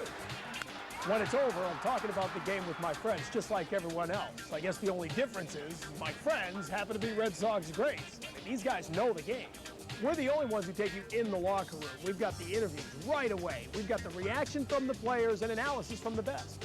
You know, you're watching the game, wondering what it's like to strike a guy out in the ninth or hit a key home run. These guys know exactly what that's like. It's pretty cool. Nesson, come watch the game with us. Back on a runner at first. Swing and a miss. They elevate on Swisher. It's the second strikeout for Beckett. 2 down.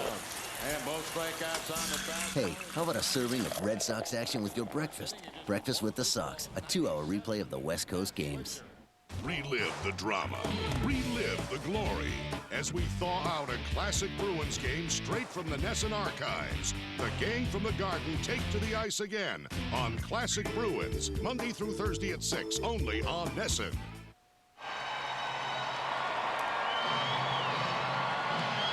Bottom of the 7th inning with 2 outs. The Angels have struck as they score the go-ahead run, leading now 4-3. And the Red Sox employ their 3rd pitcher of the night on his right-hander Manny Del Carmen. 38th appearance for Del Carmen, a 1-0 record in 39 innings for Manny. 47 hits allowed, 14 walks, and 35 strikeouts. Opponents hitting .297 last time out for Del Carmen was on the 19th against the Yankees, a 3rd of an inning. See the series against New York, a tough series for Del Carmen against the Yanks.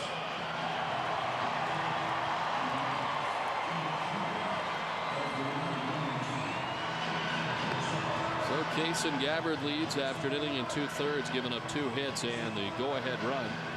He walked 1 to not strike anybody out. He's still responsible for Garrett Anderson, who's at first base. And Del Carmen into a 2-out runner at first situation. He's got to face Juan Rivera as Kaysen Gabbard thinks it over. Juan Rivera is 2 for 3 tonight. He hit a home run in the 2nd inning. Fly to left and single. The home run is 21st. The RBI is 68th of the year.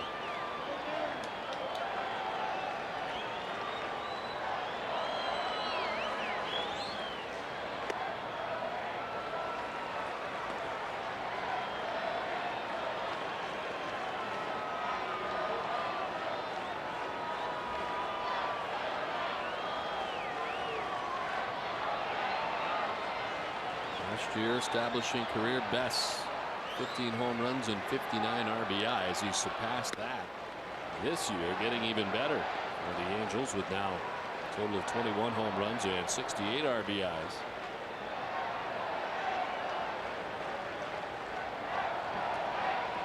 In the last 58 games, raising his average from 229 to 300 as he's hit at a 335 clip.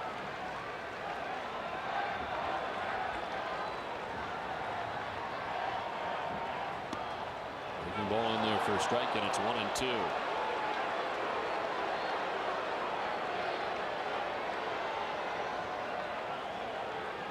Now Snyder for 5, Kaysen Gabbard for an inning and 2/3. Del Carmen trying to get the final out here of the 7th inning and preserve what is now a 1-run deficit for the Red Sox.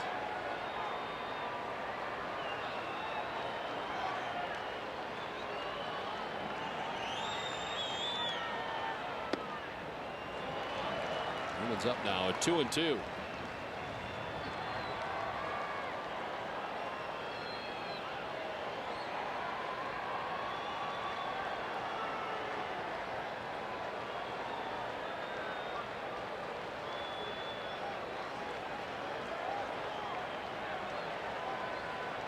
They're originally Yankees property. Ball snapped off inside, and it's a full count now, 3-2.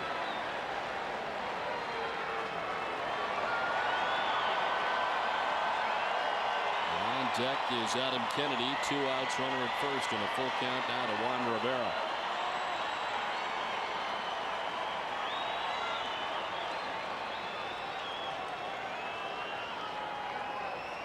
They're coming to the Angels from Washington along with Maiceres Turris in exchange for Jose Guillen, who did not work out here with the Angels. In the air to left field, sending Willie Mopena back towards the warning track to make the catch and then bang into the wall.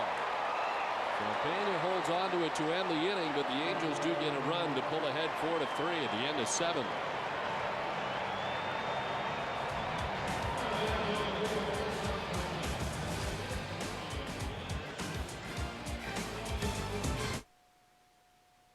The Red Sox Report with Don Orsillo goes beyond the highlights, taking fans inside the team to places they've never been before. Wherever the Sox go, we'll take you there. The Red Sox Report, presented by CBS, Sunday and Monday nights only on NESN. Still no air. We're burning up in here, man. What are you doing? No touch light. Agree? No touch. No touch! No touch light.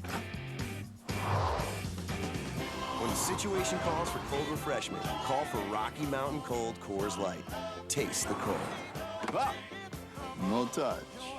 At Middletown Nissan, right in the middle with you. This building's big and it's gonna get done fast. And the more room the boss has, the more cars he's gonna buy. And no one buys for less. Therefore, you guys pay less. But right now, Dave, you gotta get these cars out of my way. You got it, Fred. Like this nicely equipped 06 Ultima starting under $16,000, or this well-equipped 06 Murano starting under $26,000. Let them beat those prices. At Middletown Nissan, right in the middle with you.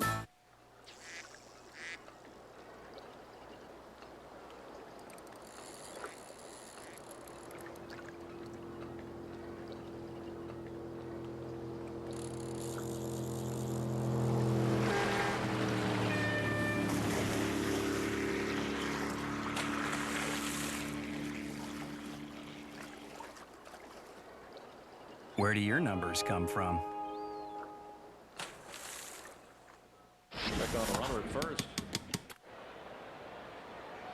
Mike Lowell leads off the top half of the 8th inning. And a 4-3 Angels lead now into the 8th as they get the go-ahead run in the bottom of the 7th inning. Lowell 1 for 3 in the ball game tonight as he pops it up right around the bag at second. It's Adam Kennedy who makes the catch for the first out of the inning. Well, tomorrow night at 9, Olympia Sports presents the Boston Globe pregame report with Tom Caron and Gary DiSarcina. They'll bring you a one-on-one with Sox VP and General Manager Theo Epstein, and Gary breaks down the Angels' aggressive base-running style, plus a profile on Sox infielder Dustin Pedoria. It's all tomorrow night at 9, only on NESN. Plus, before that, don't forget those classics, a Bruins Classic and a Red Sox Classic coming up tomorrow night. A lot of stuff before our pregame show. One down for Doug Mirabelli.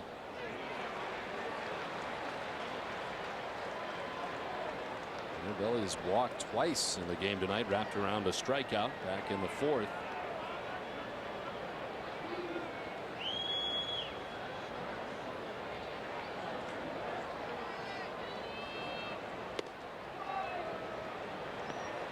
Scott Shields came into the game in the 7th with 2 outs and the bases empty. Walked Ortiz. Gave up the double to Kevin Youkilis, who would score Ortiz from first to tie the game at the time. And struck out Willie Mopena. He's got a pop out of Lowell to begin this inning as he falls behind Mirabelli now 2-1. So the Yankees and Mariners are tied 5-5 now in the top of the 8th. There is K-Rod up in the Angels pen. Cisco Rodriguez, who has been lights out lately. You know, he's usually lights out, but have been incredible lately for the Angels.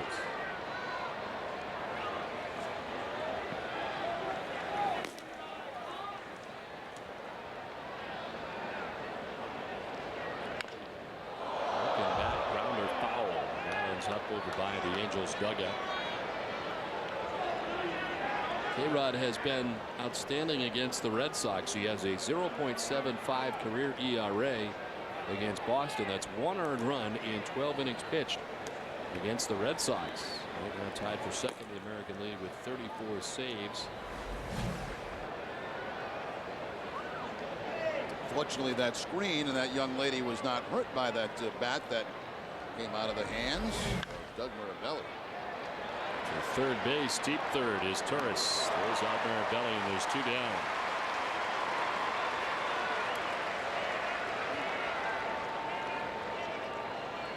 I thought maybe we'd see Eric Hinsky in this spot here, the right-hander on the mound. Kapler coming to the plate.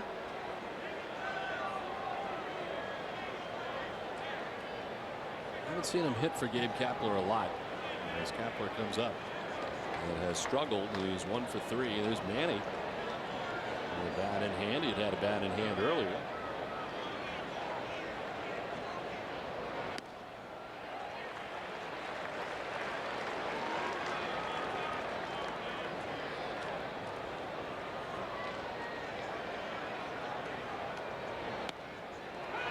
Striking it quickly 0-2 to Kapler. He has had success against Shields. Lifetime 3 for 3. Well, that explains it.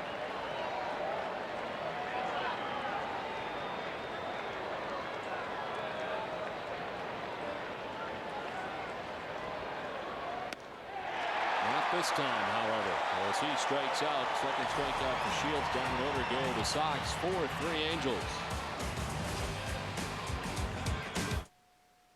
Drop everything. Toyota's nationwide clearance event is here. Check out the roomy Tundra Double Cab. Like all Toyota trucks, it's built to last. Right now, you can save on any rugged Toyota Tacoma with first-time ever special clearance financing for up to 60 months, 4.99%. Tacoma, the best-selling small pickup in New England. A success built on its bulletproof reputation for reliability. The clock's ticking. The Toyota Time clearance event ends September 5th. Toyota, moving forward. I was thinking, Yeah? you know, sometimes you find something so special and you just want to hold on to it. Beautiful on the outside, sure, but even more beautiful on the inside, and you just want to lock it up forever. Are you saying what I think you're saying? Yeah! These can liners really lock in that Rocky Mountain taste. Hey, while you're up, grab me a beer. Every Coors Light can has a specially designed liner to lock in that frost-brewed Rocky Mountain taste. Sweet. Coors Light. Taste the cold. Dear Dr. Z, my class is learning about the environment. What are you doing to help? Well, class, this Jeep Liberty diesel gets 26 highway miles per gallon. And we're building a Flex Fuel Commander and Grand Cherokee. Plus, coming soon, the world's cleanest diesel. They're our cleanest 4x4s ever. It's a joke. Is that mustache real? Now with employee pricing, well-qualified returning Daimler Chrysler lessees can lease a Jeep Liberty Sport for $189 a month.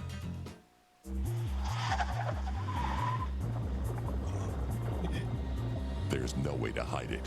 If you drive drunk, we will find you. Cops everywhere are stepping up enforcement and cracking down like never before. Sir, have you been drinking tonight? Sir, have you been drinking this evening? Sir, have you been drinking tonight? Make no mistake, you will get caught and you will be arrested. Over the limit, under arrest.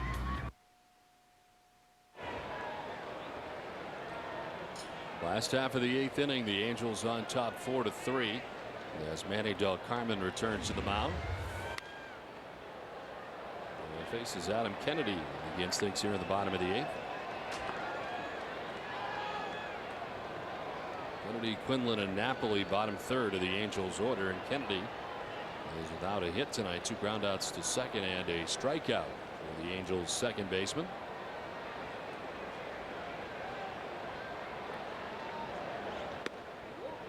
Quickly 0-2. Del Carmen got Juan Rivera to fly deeply out to left field, the only batter that he faced in relief of Case and Gabbard. As Gabbard right now on the hook for an inning and 2/3 and relinquished the go-ahead run to the Angels in the 7th. The RBI single by Garrett Anderson.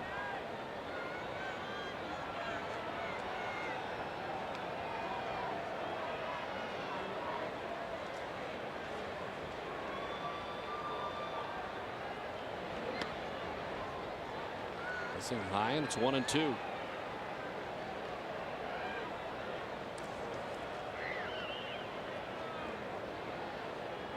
And he has hit safely in 21 of his last 26 games.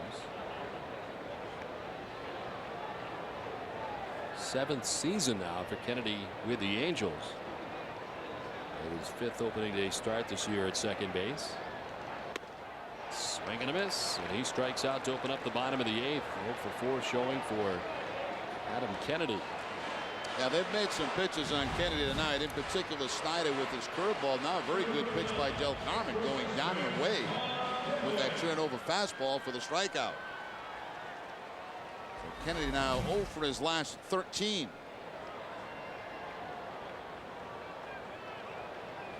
One down for Rob Quinlan, who's 1 for 3, a single back in the 4th inning. Well, kids, collect the caps from Hood Milk in the Light Block bottle all summer long, and your school could earn up to $10,000 and win a visit from a Boston Red Sox player.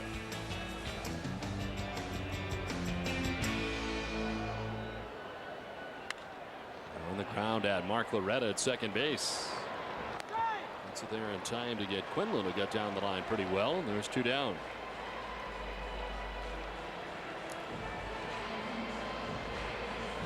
Looking ahead to the top half of the 9th inning, Dustin Pedroia, Coco Crisp, and Mark Loretta expected. Anybody gets on, David Ortiz will have a chance, and of course you have Manny Ramirez, who's been holding a bat for the last inning or so, apparently available to pinch hit. I was to guess, I would think that Manny might hit if someone gets on base. Let's say the number 1 hitter got on Pedroia, if he is allowed to hit. And you may see Manny for Crisp.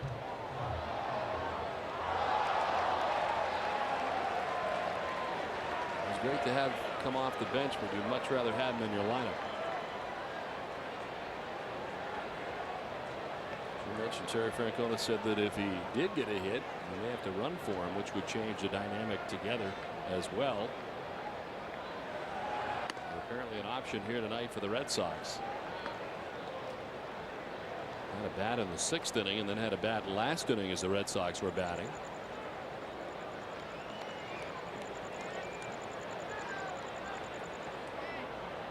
Rod ready to go in the pen. Swing and a miss. 96 that time from Del Carmen, and it's 1-2 to Mike Napoli, the catcher for the Angels.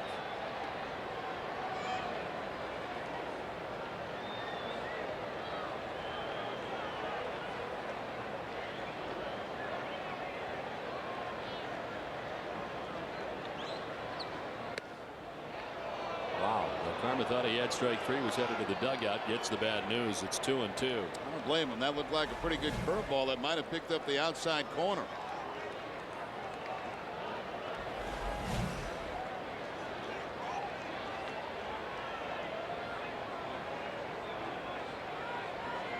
Nick Everett with the plate tonight as this is popped up into shallow left field. Now coming Willie Mopena from left, and he makes the catch.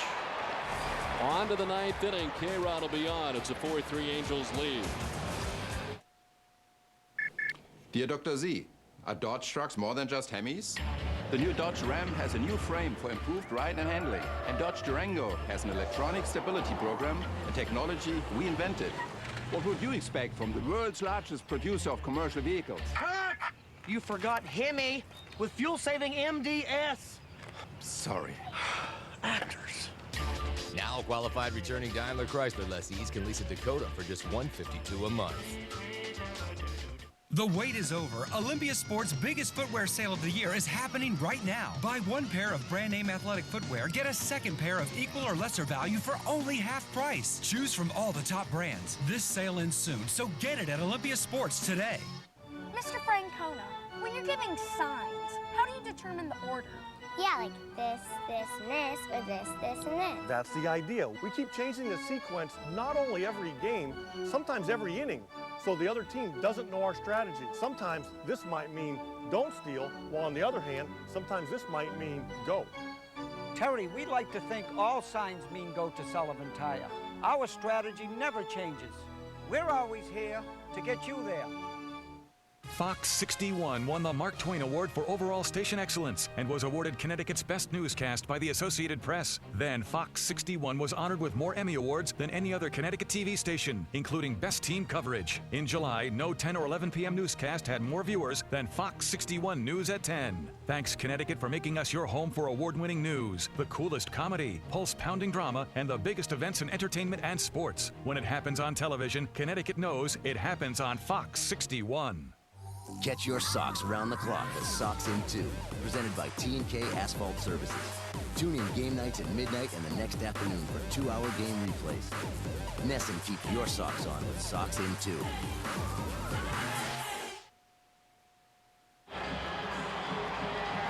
Red Sox baseball on Nesson is brought to you by Bernie and Phil's Furniture, Aflac, Coors Light, Pepsi, your New England Toyota dealer, New Balance, and by Southwest Airlines. Top half of the ninth inning, Angels on top 4-3. The pinch hitter will be Ramirez, but Francisco Rodriguez is on for the Angels. 34 saves and 37 opportunities for Rodriguez. 67 strikeouts, 38 hits, and 51 in the third innings. And the numbers over the last 18 games, well, incredible. Manny Ramirez pinch hitting here for Dustin Pedoria. Manny 1 for 5 in his career against K-Rod.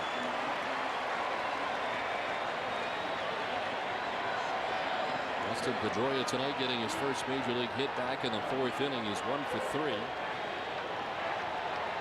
it's Manny who leads it off here in the ninth.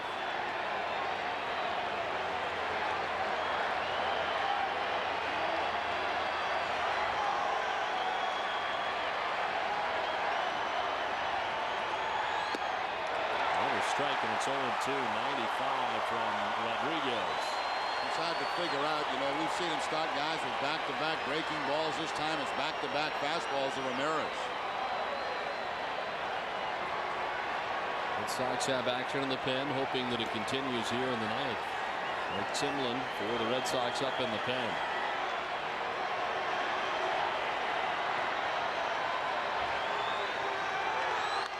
And he hits it in the air to center field, sending Sean Figgins back all the way back to make the catch onto the warning track. Manny gives it a ride to dead center field, but it's Figgins who runs it down for the first out of the ninth. Oh, he sure did. Back to the deepest part of the ballpark here at Angel Stadium. Challenge time. Fastball, fastball, third fastball, and Manny takes the line drive back toward the 400 mark. Hit it well, but Figgins makes the play.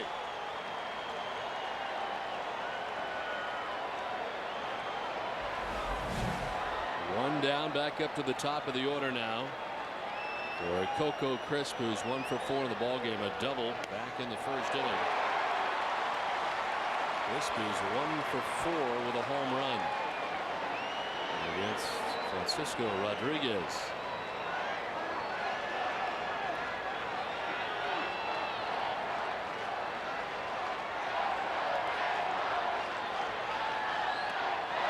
Down 0-2.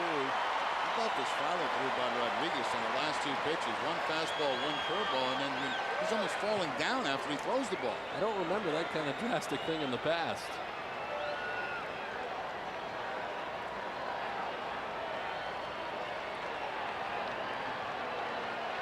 5 in a row retired by Angels pitching. The Red Sox went in order in the 8th. There's 1 quick out here in the 9th. The 0-2 to Coco Crisp. He kicks off Napoli and heads over towards the Angels dugout. Mike Socha trying to calm him down here a little bit.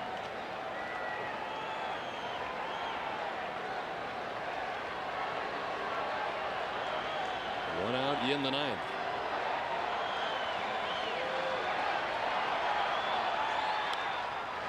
Fouled off above us into the top deck here of Angel Stadium.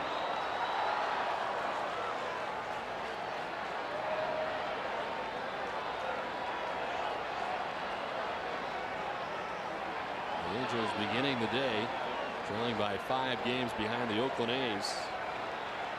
They just swept the Seattle Mariners in a 4-game series. And the homestand continues here against the Red Sox and the Yankees. They got a 4-3 lead with 1 out in the 9th. The 1-2 pitch. Crisp lines it off the glove at third of his Turris, and Crisp will reach. So it appeared that Turris may be able to make that catch, but it goes in and out of the glove and kicks out to short. It's a hit for Crisp. Now this has been a very poor defensive game for the Angels. Now that ball was hit hard, but you see he doesn't have to go very far. Just put his glove up, and fortunately for the Red Sox and Crisp, it bounces right off the top of the glove. They have not played good defense in this ball game, even though there's only 1 error charged against him. Well, if Loretta can stay out of a double play, you get a chance to send Big Papi to the plate in the inning. Loretta with a single in the 3rd, 1 for 4 in the ball game tonight. 0 for 1 in his career against Rodriguez. As he steps off and looks the runner back. 16 steals for Coco Crisp. He's been caught 4 times.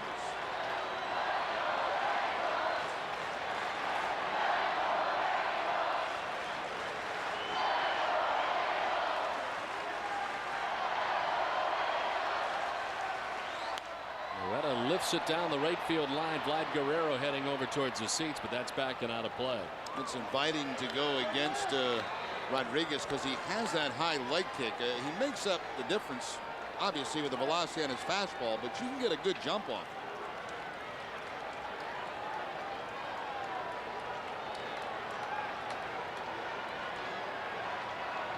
Base steal is 1 for 1. Of course, that many guys been on against him.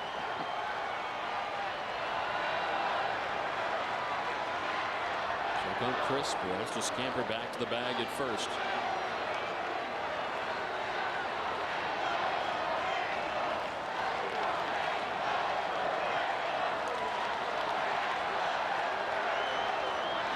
Loretta down 0-1.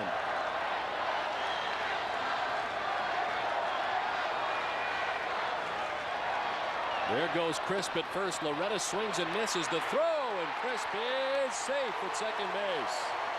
In the scoring position with the theft. Two things, the high leg kick and plus the breaking ball, and that's just an easy stolen base for Coco Crisp. It's a good jump. You see the high leg kick, now the breaking ball, and Crisp with the head for a slide. Play not close. He's got the hand on the bag, and the tag not even anywhere near that. Cabrera, he's way out in front of the bag, and he has to reach back to try to tag Crisp. Loretta did swing at the pitch. It's 0-2 to Mark Loretta. Finland is not alone in the Red Sox pen anymore. Jonathan Papelbon is up. The 0-2 pitch to Mark Loretta. Outside, 1-2. Big Papi waits on deck with 1 out here in the 9th inning. That'll be an interesting call if that's the situation with first base open. Well, without Manny behind him, seems like he would be on his way to first, even though he would represent the go-ahead run. Nicholas 2 for 3 in his career against Rodriguez. I wonder how many managers will take their chances with Ortiz. In the dirt, and it evens up now at 2-2.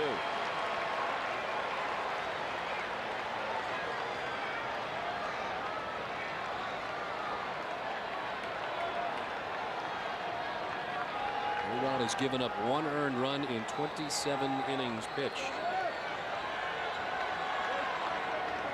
In his last 26 outings, but Crisp reaching, and now in scoring position at second base. Loretta sends it foul down the first baseline over his Quinlan, but back into the seats. Pretty good at bat turned in here by Mark Loretta against Francisco Rodriguez.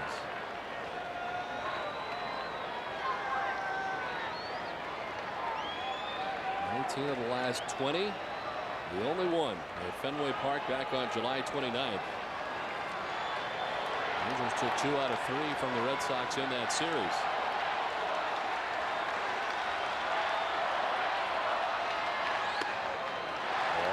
It's a full count. Missing at 96 that time was Rodriguez.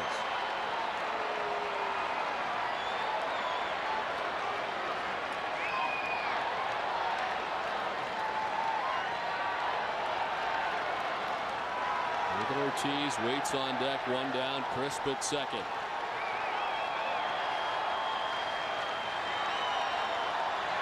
A 3-2 pitch to Loretta. Loretta chops it to third. Is Turris able to pick it? The throw is a little bit off the mark, but in time. Cleveland able to keep the toe in the bag, and Crisp remains at second. Yeah, that ball looked like it pulling off the bag, didn't it? Yes.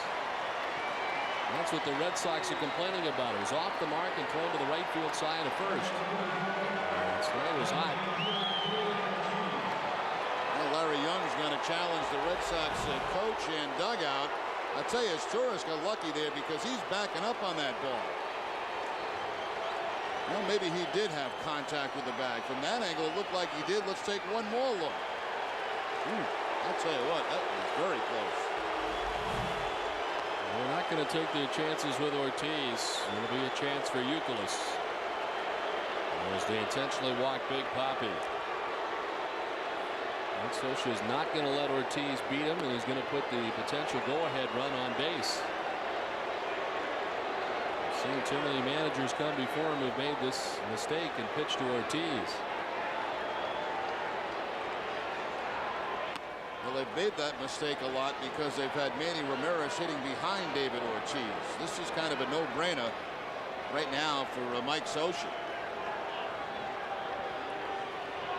So down to first base goes Big Papi.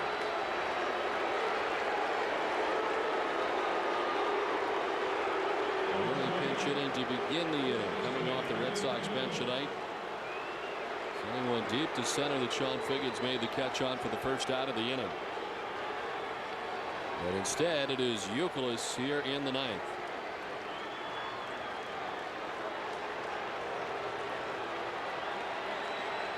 Youkilis has struck out, walked, popped out, and doubled to drive in a run. He's 2 for 3 with a strikeout against K-Rod.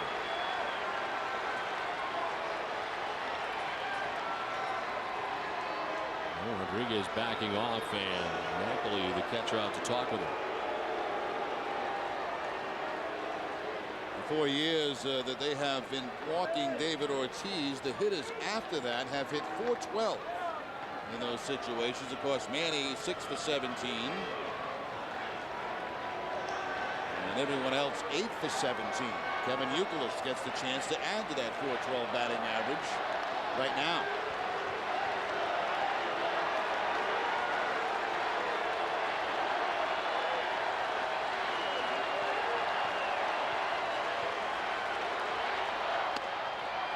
To Youkilis, 95 from Rodriguez.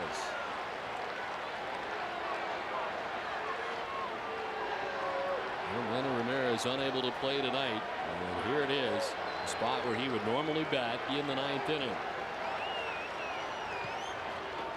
In the dirt, and it's 2-0 to Youkilis.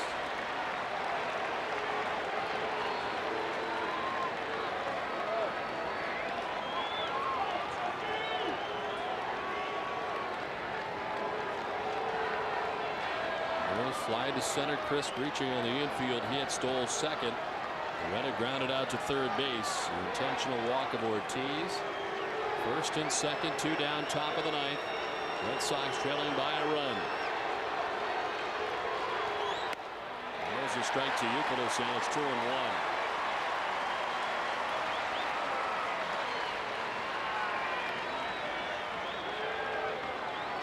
Willie Pena on deck.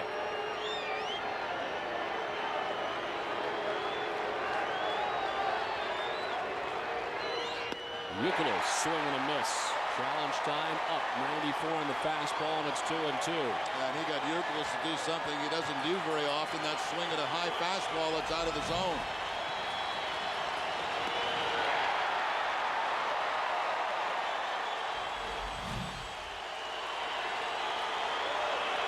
Two and two the count.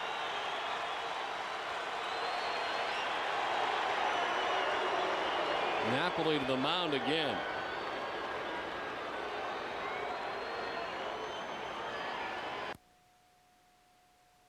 conferences between Napoli and his closer Francisco Rodriguez in the end.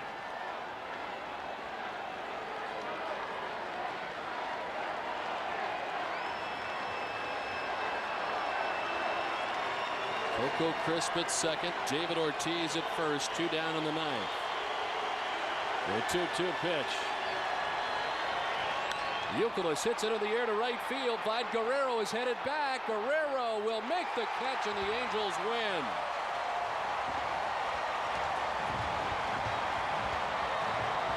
Vlad Guerrero back onto the warning track to make the catch on Kevin Youkilis, and the Red Sox have dropped their 6th game in a row.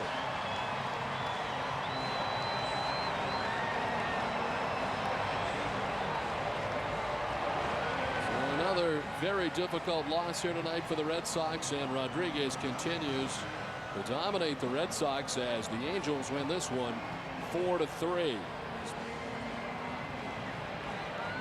Sports Desk presented by FW Webb is right around the corner, so stay with us. Trey and I'll be back here in Anaheim after this.